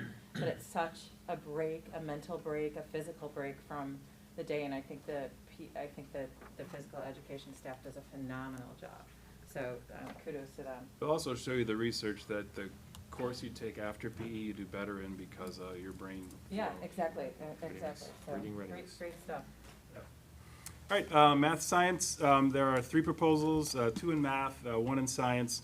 Geometry and construction is a unique course. This course would pair a geometry course with a construction course. So it's 2 periods, block. Students would learn geometry concepts, and then they would apply those geometry concepts to real-world applications. So the age-old question of when am I ever going to use this? Well, geometry fits the best to that, and so this will be partnered. We're looking at a curriculum that is existing. This is not going to be a couple of our teachers figuring out, hey, let's build a shed. There's a whole curriculum that's built into this that aligns to the geometry components. The other thing that we've been working on in the last couple of years is we've been looking at we do not have a 4-year math requirement by the state of Illinois, but it's really emphasized if you plan on going to any school after high school, you should really have 4 years of math. That doesn't necessarily mean you have to go to calculus. So what we've been trying to come up with are some options for students for whom the math, science, calculus, engineering track is not theirs, to give them some other options. So last year, if you recall, we started a financial literacy course. This would pair with that as a data and probability course. So essentially, it's a statistics course with some other probability components into it. that would marry well with that financial course. This would give students the opportunity to complete a math sequence, to not just finish Algebra 2 and be done. And it would also help the students for whom Algebra 2 has become a pretty major hurdle to complete math in a way that may fit more their future interests and their perspectives. So both those math courses, I think, give our students the opportunity to see math, especially if you're more tangible, in real-world applications as opposed to more theoretical. And then the last one for science, or the only one for science, is sustainable urban agriculture. Believe it or not, there is a farm bureau in Lyons. It's on Joliet Road. It's in our district, and they've been talking to us about what could we do, in particular, as a earth science course. This sustainable urban agriculture course would give students the opportunity to better understand what they can do for the environment and with agriculture in their own community, with a home garden, with hydroponics, with those types of things, all with the science component built in. So this is an opportunity for kids to get a full science credit, and again, do something that to them is very practical and can be built upon. Any math science questions? Yeah, question for you on like the urban agriculture. Is that something one of our teachers, would we have to hire somebody special? No. Or, okay, so, in any of those even, like, or the same goes to like the construction and geometry? Right, So- that would all be existing courses. For the geometry and construction, we've already identified both teachers. There was a sort of preliminary summer training. We wanted to see if A, they were compatible, and B, they were interested. And in doing it, they've really found it helpful and useful. So they're definitely on board. As far as the urban agriculture, yeah, that's something that whenever, many of our science teachers, when they're trained, they do more than biochem and physics. And so for many of them, they've taken a microbiology course, they've taken an agriculture course, and this is something they're just dying to try to do in a high school. That's usually not something you can do in a high school. So we definitely have people who are interested in teaching that. And it's other schools that we've seen have it, including Rolling Meadows and Naperville Central. Cool. You know, along those lines, Scott, one of the things that's jumped out at me, and I just, again, just love these proposals, the math, science, and even jumping ahead to the healthcare career ones. When I was looking at all the documentation, there's a real interdisciplinary focus here, bringing together, you know, cross divisions or, you know, related fields, but that is definitely a trend in, you know, higher education, but also, you know, any kids that aren't pursuing that path, being able to see that real world application with the subject matter. It's so important, and I really appreciate that kind of, you know, developing those kinds of courses for our students. Cool stuff. Yeah, it's Really really cool. really applicable, and they can apply it beyond just that typical path. If a student takes the sustainable urban agriculture and really finds an interest in it, Technology Center DuPage has a whole focus on horticulture and agriculture. They've got the koi ponds that are fertilizing the plants and the whole, I mean, it's really a cool setup that they have. So again, there's, if they really want to go farther, there's ability to do that. So Scott, what happens like when we looked at the etymology and the fact that it hasn't been run for X amount of years because there wasn't enrollment? So in these new courses, what are we expecting or looking for in terms of enrollment, like in the agricultural course, that it will run? That's it. We're not, you know, we're not targeting a specific number. We're looking to have enough to run the course and let it get some legs, and maybe specifically of interest. It may be a student who chooses not to take another science class. We have an AP environmental class that might not be something someone would want to try, so they might want to do this. We have a forensics course. So again, we only have a 2-year graduation requirement in science. But again, if we can get students to take 3 or 4 years of science, we know that that's better for them in the long run. And by mandating it, you're not helping them. Yeah, no, I guess maybe I didn't ask that question out there. Like, is there a minimum, like 5 students sign up for their agriculture course? So Will we that need course still run? 18. So it's 18, Gotcha. and then anything under 18, we come to the board with special permission Okay. under the under 18 Okay. report. A great question. We'll have a list of those Yeah. classes Oh, on the yeah. report in March that say these are courses that are under 18, ask the board to approve Okay, those. great. And the only other, I think, easy question that I had is the geometry one, construction and geometry, is listed as global studies? So the construction component is applied tech, and applied tech is under our global studies division. Okay, thank you. Question for you. I noticed some of the votes were tabled until May. Right. You mentioned that. Was there a reason they were tabled, or is it just? They were because we were in COVID times, and we literally had an hour shorter than normal, and so those were voted on the following month. And I apologize that I don't have the updated one here. They were unanimously approved by the CSD team, both of the tabled ones. Scott, I noticed, though, these all seem, most of them seem like they're always unanimous votes. I noticed the urban agriculture had one that wasn't unanimous, and I know it was just the one person. Can I ask why they had a problem with the, I would have to check the notes. I don't want to mischaracterize a vote. No one has to officially explain their vote either, but I can take a look at my notes and have an answer for you. I know there were there's always concerns when something looks appealing in one area that might draw kids away from another area. something? Okay, We try really hard on that group to say this is not about protecting got this it. program or that program. We want to evolve and we want to give students actual choices, so. Giving opportunities.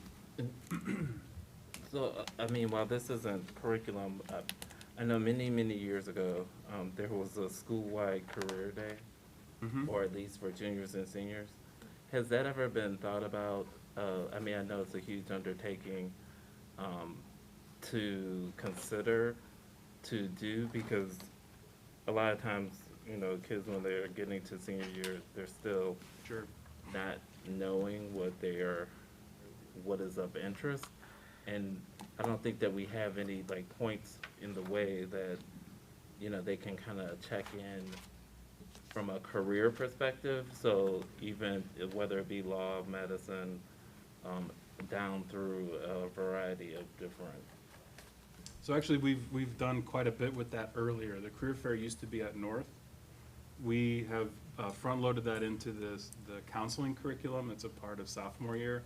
So prior to talking about college, we have students do interest surveys based on that, talking about careers and how you might go about a particular career. One of the other things that we're working toward in the next 2 years is creating career pathways. So some of the documentation I included for the healthcare careers, you'll see is from District 211. They've been kind of on the vanguard of the career pathway movement. We would like to do something very similar here. In our APG, you'll see that we have, if you're interested in doing this as a career, take these courses. We want to go one further and really look at a sequence of courses that could lead more down a career path.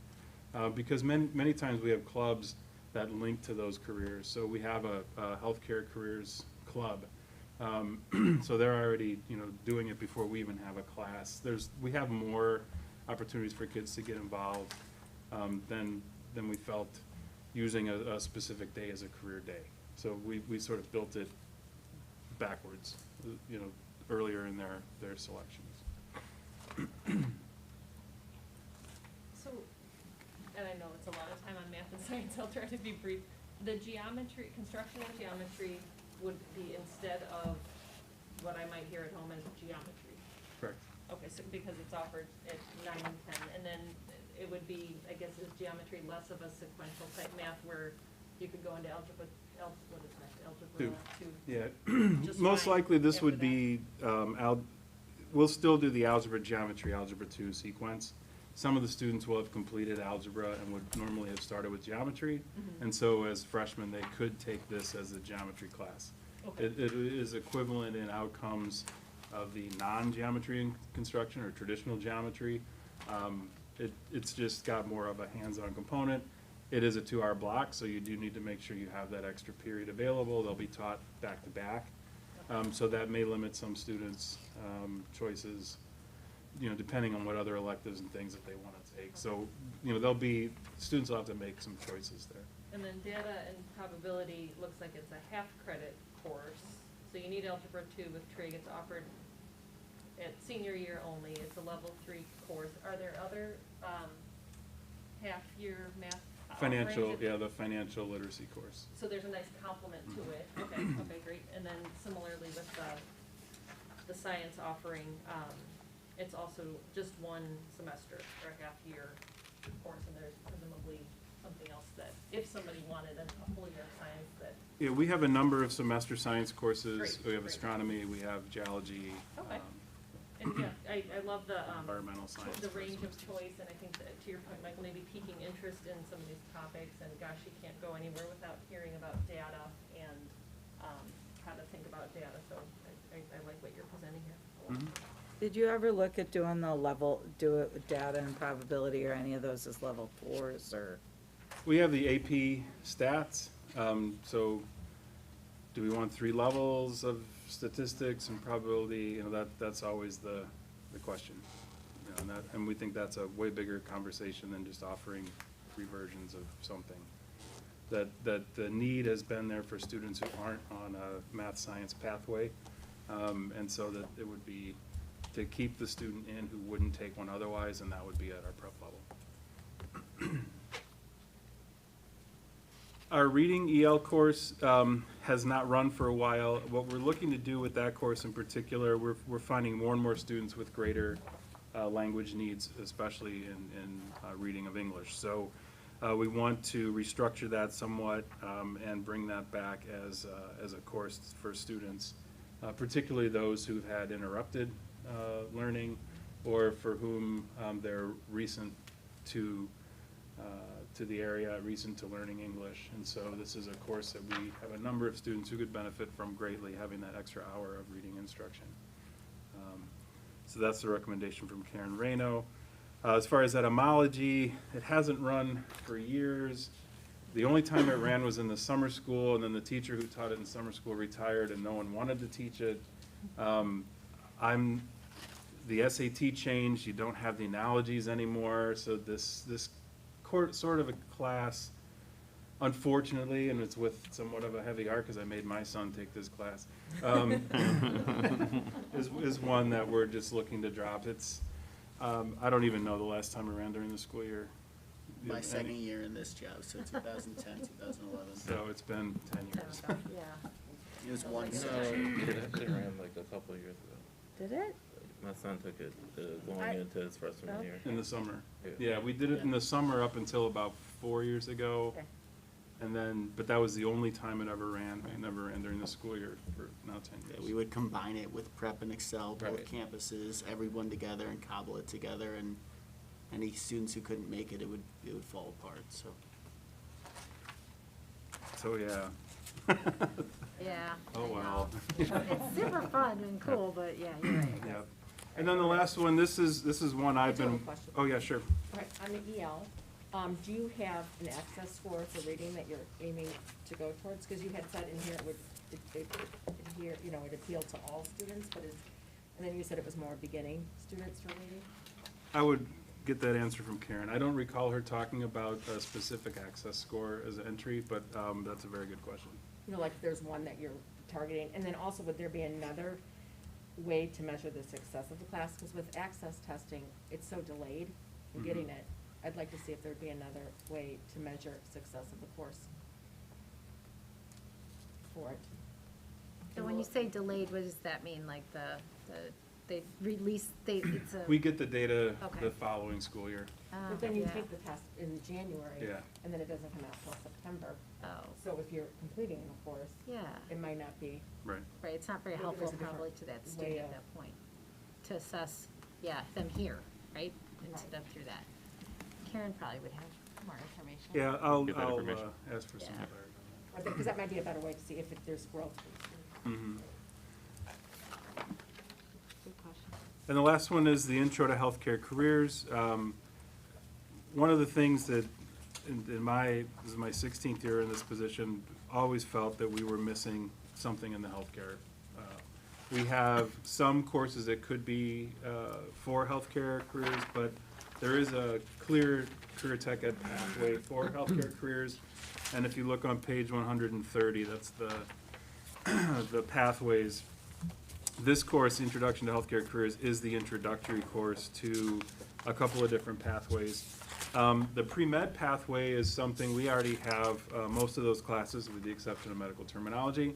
The athletic training pathway, also we have all those classes with the exception of medical terminology.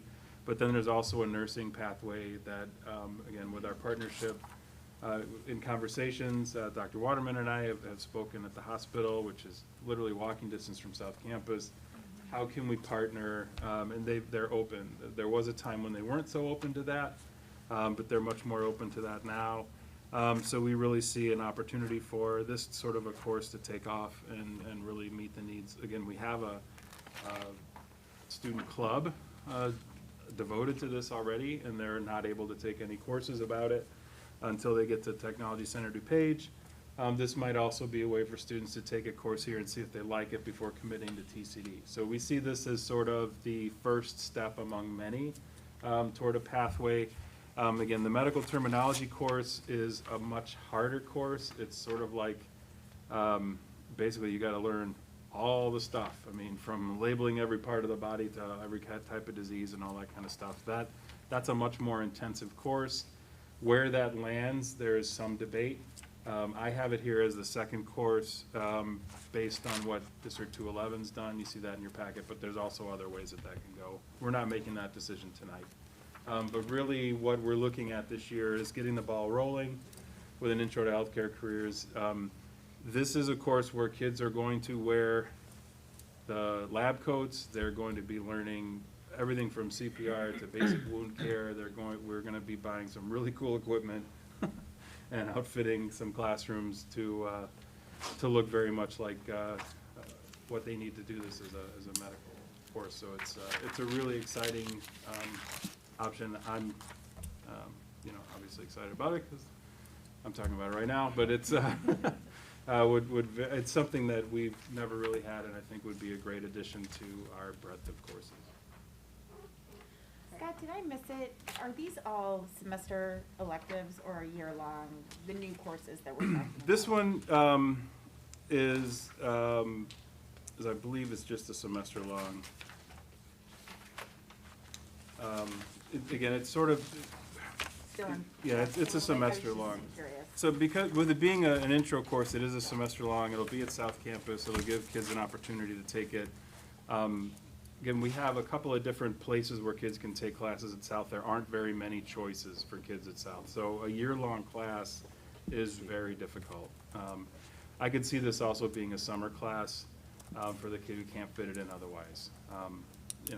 We don't, if you're a student who's in English, math, science, social studies, taking a language, and now you're kind of trying to, and your PE, that leaves you with one slot open. If you want to study hall, if you want to take another elective, it's kind of a challenge. So we wanted to, yeah, it's definitely a single semester. Well, I think in the interest of time, because it's getting late, it's 9:15, so maybe we can go through the next two items, Scott, maybe fairly quickly, if you can give us an overview of summer. Curriculum's always a really great, exciting, interesting topic for us to talk about, but we do have to get through some facilities, and we have Paul and Ed waiting for us, too, to go over some interesting information. So maybe we can kind of get through C and D here with you, Scott. Sure. Summer program report, I think, is fairly self-explanatory. We've talked about some of the bridge and English and Edgenuity courses previously. Really just adds some of the financials to it, and I'd be happy to answer any questions. Adam Davis is here as well, if you have any specific questions. I don't necessarily have a question, but what would be helpful, I think, would be to kind of pull all the financial data to a spreadsheet and really kind of help us to see where we are on the revenue side, on the expenditure chart, and where we net out. And I guess I do have a question, and we don't have to talk about this tonight. But, so for instance, the one change that I recall that the previous board approved before we were all seated was the extra transportation. And so just in general, when I read through this, I'm excited. This looks like, great stuff. Lots of kids went through our program. That's all fabulous. But I need some context to say, like, did we do better? Was that transportation important? How do we measure the success? Did we get more kids through that, needed recovery and so forth? So some sort of benchmarking data would be helpful too. Sure. That is in Part D, financial summary, where we paid $16,856, and on average, we had 40 to 35 students a day on the buses. Yeah, I did see that specific thing, but I guess I'm looking for all the financials in one spot, like the Brian State check spreadsheet. That kind of summarizes Sure. it, Brian's including gonna take that over the now. financial data from Yeah. page 143, just to kind of see it as a whole. Sure. Quick summary, overview, yeah. Overall feedback was good though for our summer programs, bringing them back this year and offering that transportation then, Scott. Yeah, again, we used the ESSER funds for that. Right. And those primarily for those support programs, so whether we continue that or not, we'll talk more about it at another Okay. meeting. I think the numbers are pretty low for the cost, but again, we technically used that federal money, so. Oh, great, thanks. All right, does anybody need to stand up and use the restroom at any point? Please feel free to get up and do what you need to do and come back and as we continue working through a lot of Bless you. information here, so. Bless you. Bless you. I think that's it, right, Scott? Nothing? Summer workshops, Sorry. sorry. See, I'm moving you on too quickly, right? That's okay, we can move right along. It was Okay. $107,000 of expenditure. Yeah, to help summer people. workshops was and that was something we were all pretty excited about, so yeah. Yeah, again, the bulk of the money, and when the pandemic happened a year earlier, we had planned on doing a lot of grading training, grading practices work. That was all suspended. So we did budget for every teacher to have time on their teaching teams this summer. So I knew that budget was large. I told you that was more than we were going to spend, and it did turn out that way. That being said, we still spent a tremendous amount of money on that training, and teams were able to meet and create syllabi and have consistent grading practices and also have consistent grade programming for the fall. We've also had a couple other components with tech coaches getting ready for one-to-one. We did have to cancel our tech training for the staff that we had expected a number of people to join in because of some challenges with the transition over to the one-to-one.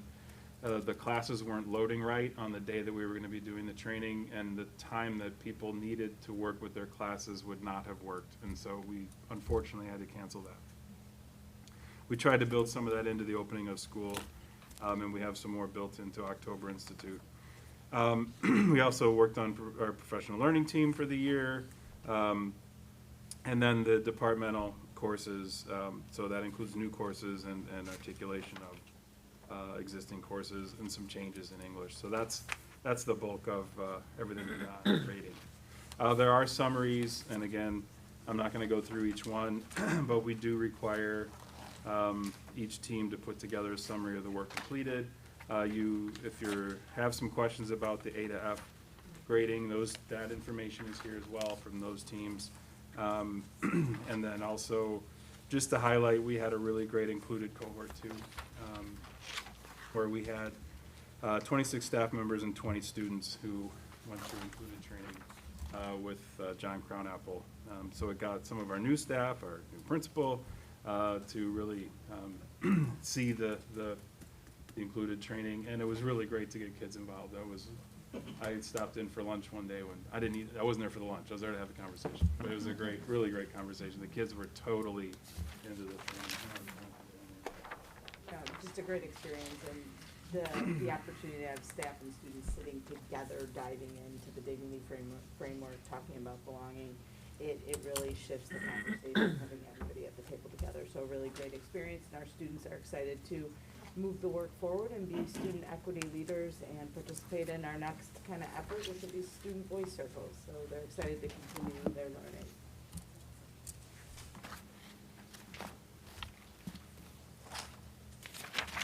So the summary and the district totals is on on page 146. That's where we landed.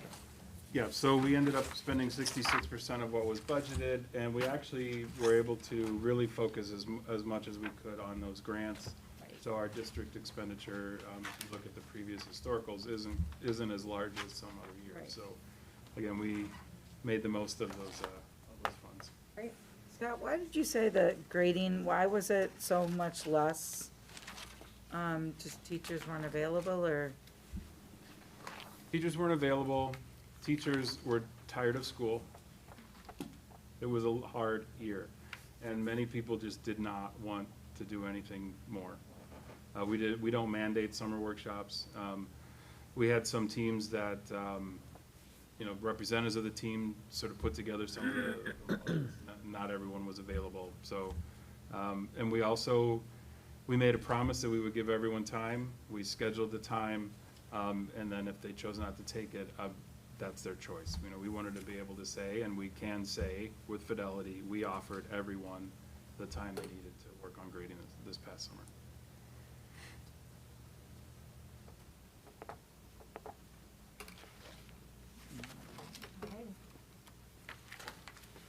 We're good?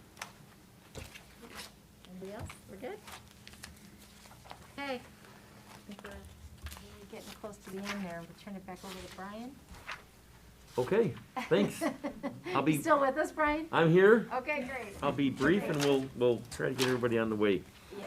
Okay, so let's just kind of go back and, for the facilities here, as you recall, at last month's meetings and board meeting, we approved a number of projects for the summer of 2022.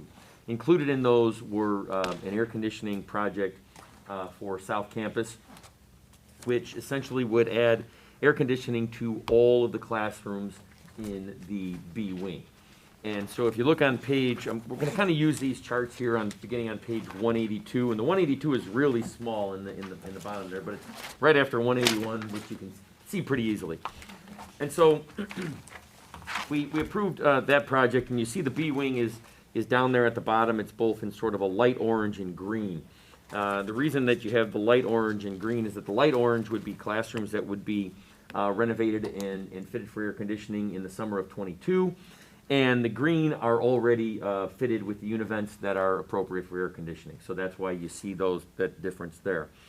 And then the question was, is there an opportunity to add any additional air conditioning with this particular project? And so what we did is we looked at what we might have available to us, really as far as one of the factors here is the time that is involved when we have a summer project.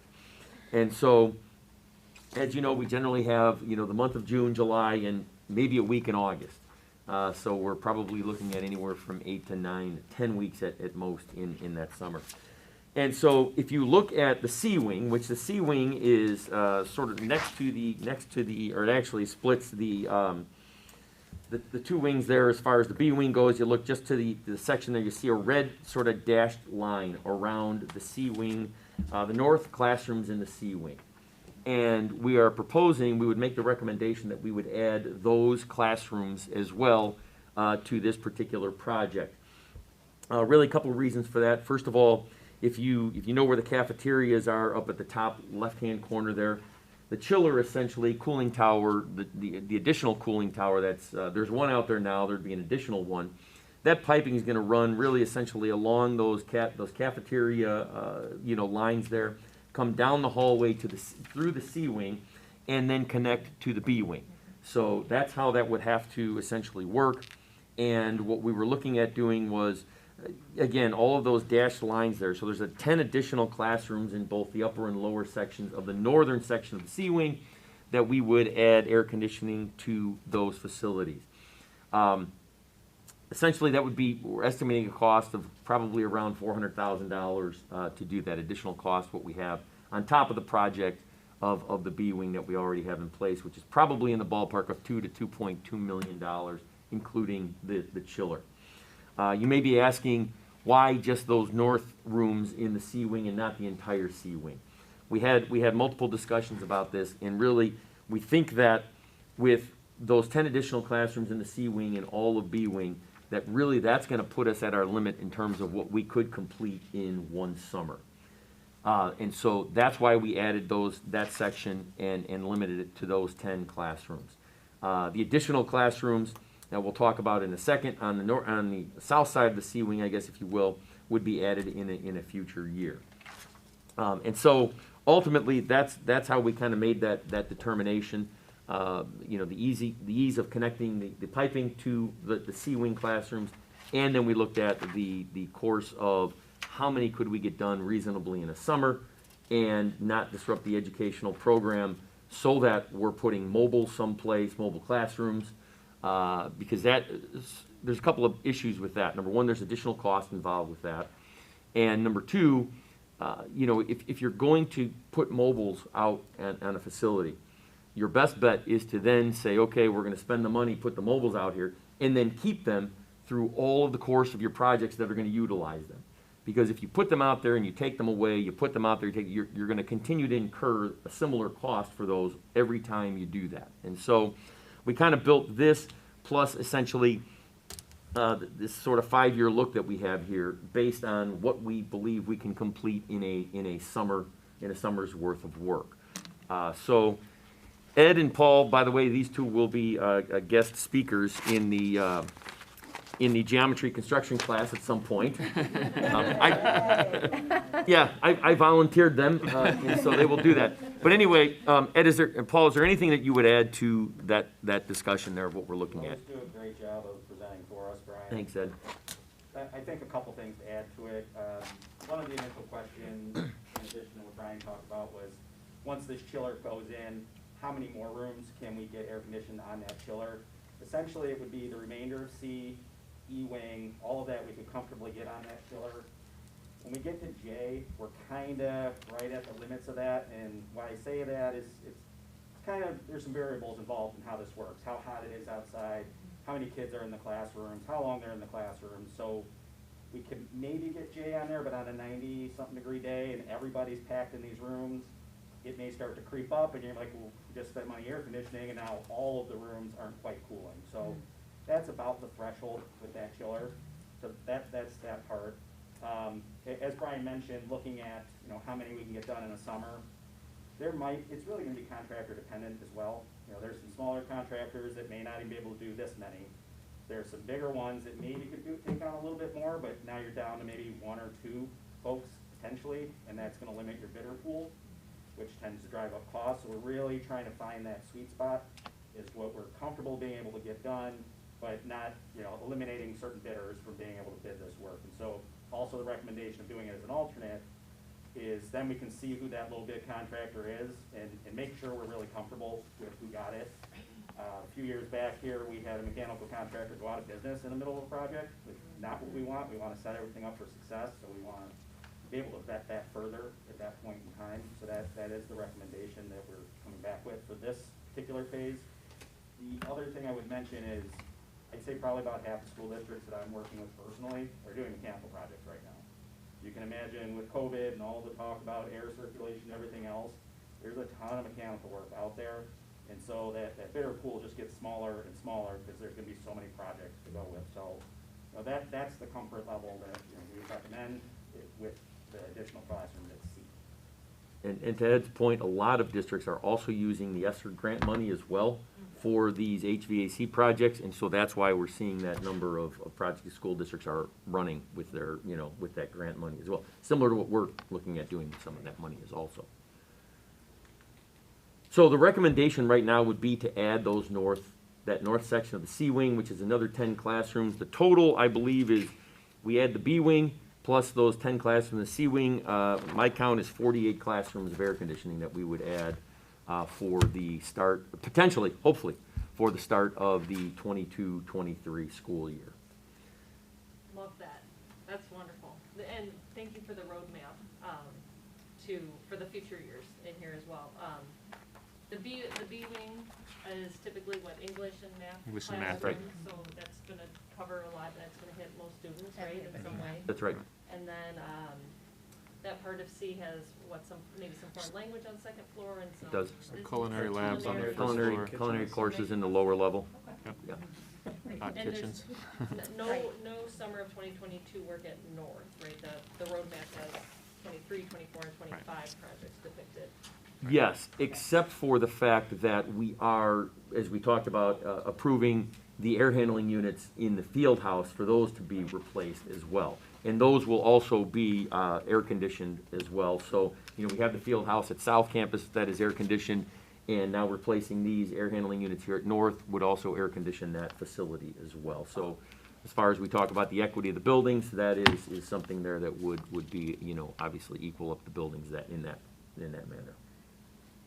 My last question, real quick, on ceiling where the north part of the hallway, or the north classrooms would have air conditioning, the south wouldn't. Would there be some slight tangential benefit for some of the south classrooms, or is it really like dependent on fan usage and other things? You mean in terms of them maybe getting some Yeah. supplementary Is it cooling? A little bit of cooling that Visual. Or don't bank on it? I would bank on it. We Okay. generally recommend they keep the doors closed when they're cooling, because the way those units work, they're not really heat cooling the hallways. Oh, okay. So it would spill over a little bit, but it's not super efficient. Go try it. Yes. And the problem with, the reason we're doing north only, again, as Brian mentions, how that piping runs. Right.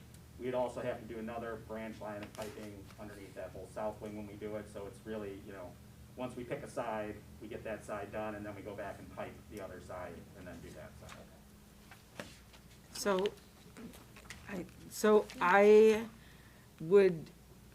I just want to keep pushing a more aggressive attack on this AC and try to knock out as much as we can in an appropriate fashion. And so there would be no benefit to do another alternate to that bid to do the other side of the C and see if there's one of those bigger ones that would like to take it on. We could certainly do that.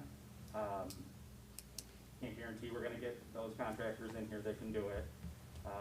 And then my only other fear with that, and again, we'll be able to vet this at that time, some of these contractors will bid it knowing full well they're not gonna make the schedule. We see it all the time. And for them, it's, oh well, I'm getting paid, there's no recourse on the backside. I mean, we can put damage clauses in there and that sort of thing, but generally they'll just build that into their price if they know they're not gonna finish the job on time, and then you're kinda stuck. Okay, now these classrooms aren't done.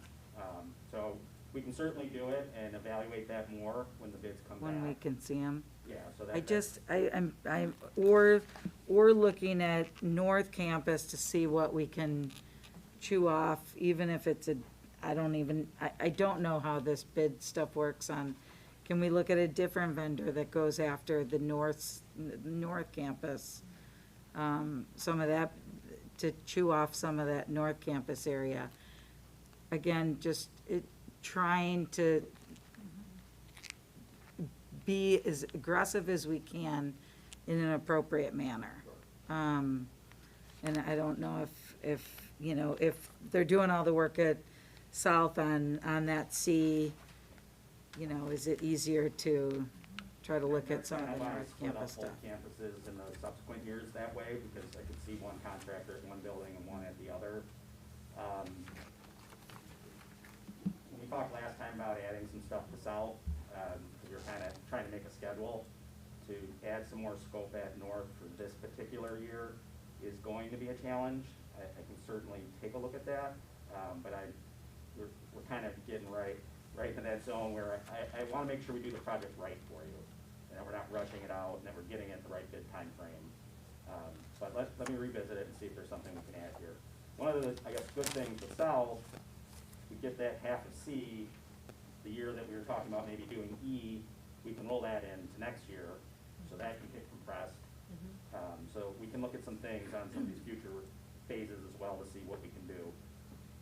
I will say that when we did this building, the reason it's broken out the way it is, the last time we did work here with these 2 floors alone, it was very, very difficult to get it all done in that period of time. So I'm trying to be cognizant of that and making sure we're not leaving you guys in a bad spot. But we'll continue to explore more ways to accelerate, but I do feel very comfortable in what's laid out here.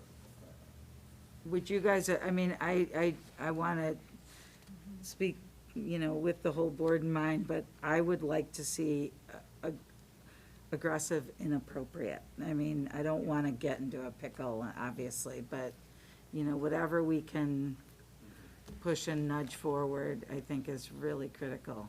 Well, and I think along those lines too, we can put it out and then make the decision and evaluate if we think that it's something that can really happen or not, but if we don't ask, we won't know. Right, but I also think that we also should be looking at like the source of funding and how we're gonna fund that. Like as we see the costs are creeping up and where that can come from and looking at the fact that you don't want to necessarily be dipping hugely into reserves for that. So creatively, how that can be done as well. Well, I agree, and that's what I was gonna say, that's the other side of the appropriate for me, Allison, is like, I would like to be aggressive and accelerate this as best we can. But, this line, we also have to provide financing for other projects needed within facilities such as roofing.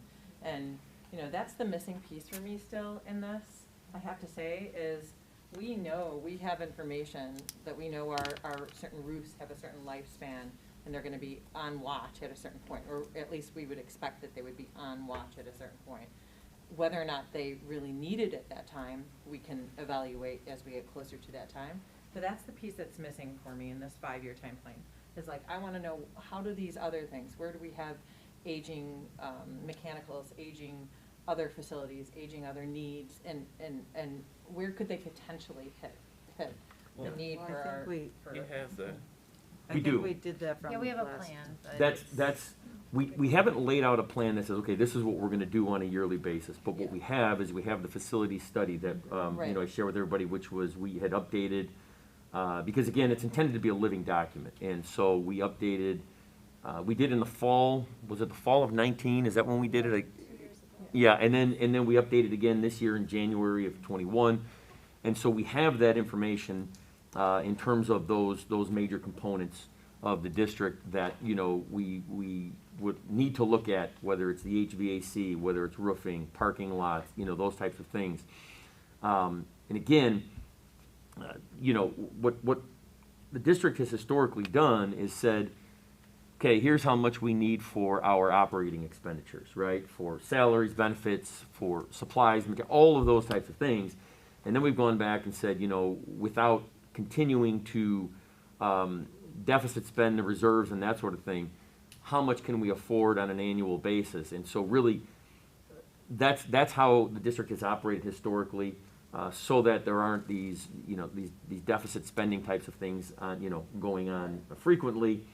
And so that's how we've gotten to where we are. Look, if we were to take this, this air conditioning, and say, okay, this is what we're gonna do for the next 5 years. And then we start adding in other building pieces to this, the roofing, which we still have to do. The HVAC that is non-air conditioning right now, right? So this plan here, when you look at this 5-year plan, does not include anything across the street at the Vaughn building. It does not include any athletic spaces at all. And so, but those air handling units in those facilities are also red on our facilities plan. And so those will need to be replaced at some point. So all of those other items, if we were to say, hey, look, let's put a plan together, we could probably spend anywhere from $5 to $10 million annually, and we're not gonna have that kind of money to do that. Right. So, ultimately, when we talk about the funding sources of where we're going with this, again, the reserves are there. They are limited in terms of the amount of money that is there. And remember this too. When I'm looking at this, we know what our cash is essentially as of June 30th, right? We're going through this transition right now with the township treasurer's office, and we were given $41.7 million on July 1st.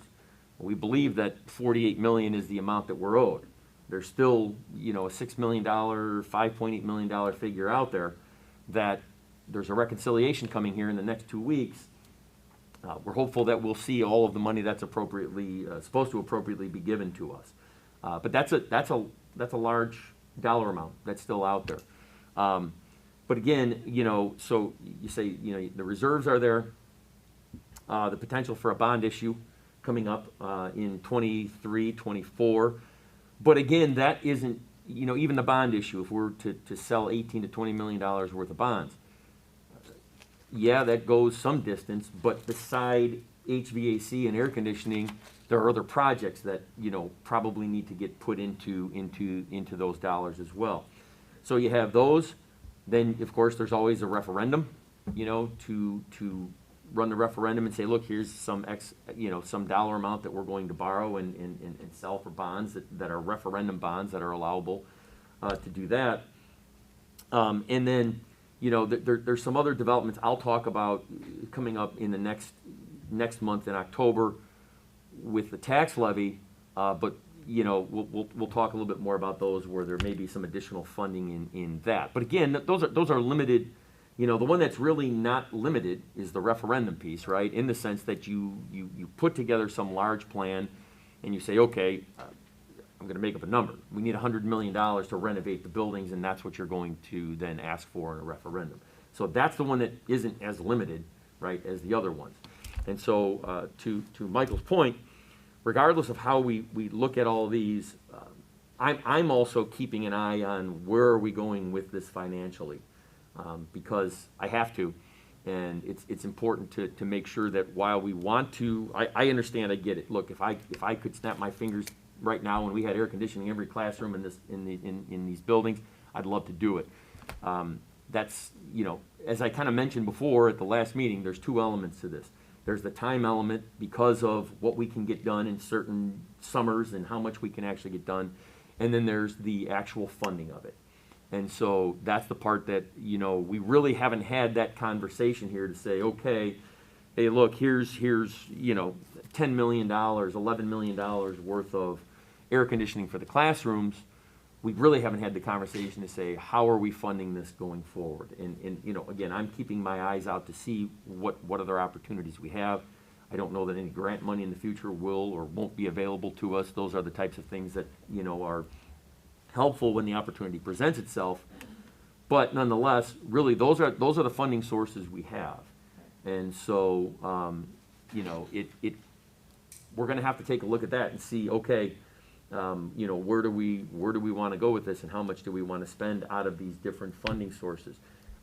One of the pieces here, if you look on again page 182, you look at the cafeteria, right? The cafeteria at South Campus is we have it scheduled for the summer of 2026, right? For air conditioning there, according to this plan.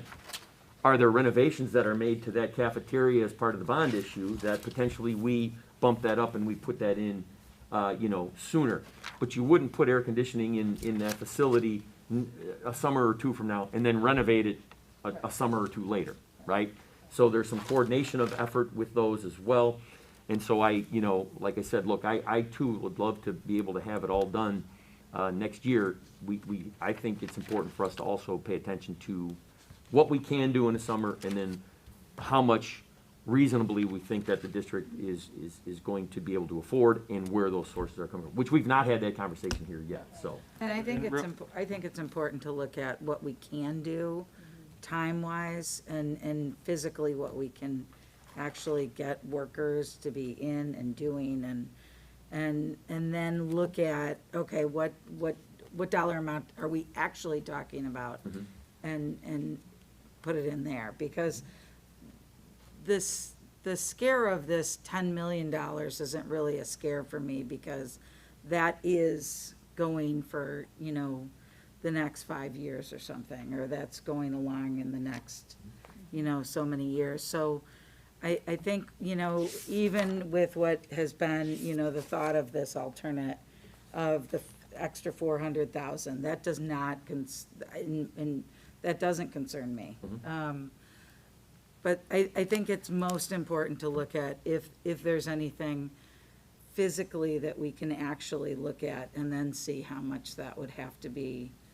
Then we can figure out, can we justify putting the extra $1 million or whatever that is and getting that done earlier than we expected.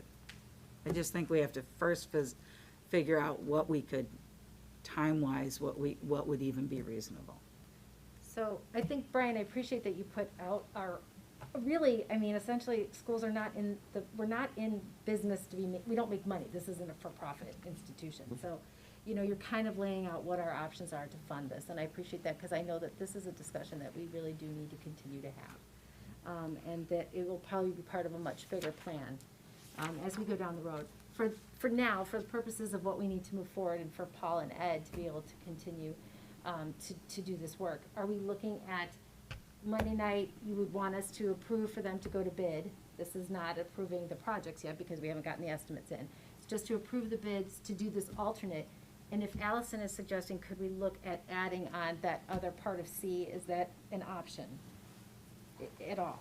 You know, as part of that, for this really aggressive timeline of November, and showing it as like, maybe it comes back as like, you have this option, or this option. We can certainly do that. Okay. That would be something we would want to know by Monday to continue that along. Yep. I guess you're not losing anything there. You now have a design and you have a hard number for those spaces as well, even if you don't move forward or the timeline doesn't work. And so you go out and you have a pretty good handle on cost, and it's ready to go out to bid almost immediately, because you don't really have to redraw anything. So I can certainly see that. This building will be a challenge for this year. North, you mean, Yes. but for south, okay. we And could just look to at doing clarify too, like, we looked at this in two separate objectives for tonight. Objective one of putting together the additional C-wing classrooms is really based upon maximizing chiller capacity, but also to the point of being aggressive but appropriate, doing it in a way that it can be done next summer. Because I will caution, it will be disastrous if we take on work that we can't start the school year, where we have, you know, loads of classrooms not available on August 15th. It would be disastrous. So we want to avoid that clearly. So that was that first objective. The objective of the 5-year plan was solely based on last month's meeting, and the idea that if we wanted to complete classroom space air conditioning in 5 years, what would it look like operationally and logistically, not financially? And so that plan kind of gives you an idea of what it could look like operationally. But to everyone's point here, we would need to have significant discussions around the financial part of that. Don't expect this to be the plan. This is what Right. we asked, for how quickly could we move if funding was available. Right. And it's great to hear that it's not 20 years, that it's potentially, 5 or 6 years. But for the funding piece, so that's kind of part two in my head of this. We did a lot of first reads and last reads tonight. I consider that a first read. Yeah, and you know, Ed mentioned, I'm sorry, Jill, you were gonna say I something? would just say my concern is the durability aspect of the timing of it. I mean, it's like you, like disastrous if, we couldn't even, we were concerned about the buses and not having Absolutely somebody to drive disastrous. the bus, and that's been a disaster. I mean, I would just be worried if they weren't done. And even like when you said with the damages clause in there, that doesn't do us any good if there's no place for the kids to be included. Exactly. Yeah, Because they're, like to Ed's point, they're just going to eat that, and then we're going to feel the impact. They're not And going to then feel the impact of where are they that. gonna learn? Right. There's only so many Right. tents you can put up. I wanna be aggressive, I mean, I second you there, but I also think it's gotta be durable, or it's gonna be disastrous for all. and to Ed's point, the reason that this building is more difficult is because this building does not have unit vents in it. This building has air handling units, and so when we go in and we start, and look, all of the air handling units here, the ones that are remaining, are all red, right? So they're gonna have to be done at some point anyway. And of course, we'll obviously add the air conditioning to them as we go. But the difference there at South Campus is you take the unit vent out, you know, of course, you have to remove the asbestos and all that sort of stuff, put the new one in, some floor tile, and I'm simplifying this much more than what it truly is, right? But that's it. Seems easy. Right, yeah. Can we all just So- help a Tomorrow. little bit? So, yeah. We can- Everybody, Ed's sweating over there. no, we can't do it now, school's in session, we have to wait. But here, the issue is, when we start replacing air handling units, in every one of these classrooms that are involved with one particular air handling unit, the ceilings completely have to come out. And so essentially, part of this project also includes lighting replacement, because there's no sense in going back in with the old fluorescents that we have in here. We'll be putting in LEDs, because remember, there also will be a new cost to the district for the electricity that we're using to cool the facilities. And so, that being the case, we might as well get some energy savings from, while we have them taken apart, we're putting new LED lights in, new ceilings in, those types of things. So it's a little more extensive here. Am I correct on that, Ed? Absolutely. Yeah. That's factored in. Right. Okay. All right. So do we know what we're doing for Monday night? It sounds to me like we're obviously going to look at the north part of Sea Wing for sure, and then we're also going to look potentially at the south part of Sea Wing as well in a bid. And I don't know, Ed, you and I can kind of talk about how we want to bid that, if it's two alternates, if it's one alternate with combined, or what we think the best option might be for that. In a few minutes for structure, but we'll come up with something. Yeah, yeah. Thanks. So really, it's just Monday to get approval Yeah. to, consideration for approval to move forward with preparing the bid specs. Okay. Yeah, we already have the The bid specs main for the B project, wing, yeah. but it would be the addition of essentially the C wing piece and how we would, we would bid that out essentially. Sound good? Okay. Thank you. Thank you, thank you, thank Welcome. you for a lot of the work and understanding how important this is. Thank you. You're welcome.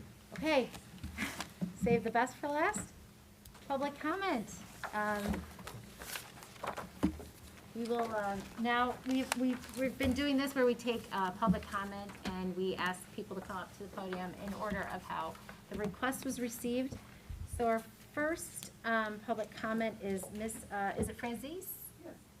Thank you, first of all, for wading through and going through our important meeting. Mine's only 2 minutes long. So appreciate that. Okay. Can I take this off while I speak? Yes. Yes. Thank you. Thank you. Thank you. Thank you very much.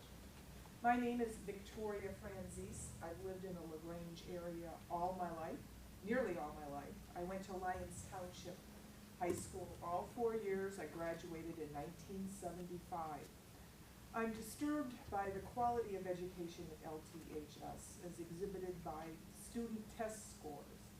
The Illinois State Board of Education report card shows, these are the most recent figures, that in 2019, 42% of LT students were not proficient in science. In 2018, 36% of LT students required community college remediation. The way I look at it is stop wasting resources on programs such as critical race theory, which has frequently been rebranded as equity, social justice, diversity and inclusion, and culturally responsive teaching.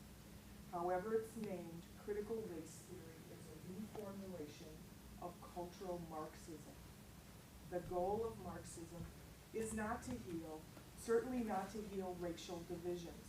The goal of cultural Marxism, with critical race theory as its current tool, is to divide the sexes in various cultural groups and ultimately the nation. A divided nation is a nation more easily led politically. Critical race theory creates division and a sense of unwarranted inferiority and confusion. Get rid of it. Students should not have to show the educational system that they've mastered the political system that critical race theory represents. The purpose of the Board of Education is to educate. American students are critically behind other nations, particularly in science and math. If you want to help students, any student, regardless of ethnicity or race, give that student the tools necessary to succeed in life. Tools such as excellent skills in reading, presenting reasoned arguments, math and science. Return to a commitment to teaching the traditional academic skills. Thank you very much. Thank you. Okay, next we have Mike Layden.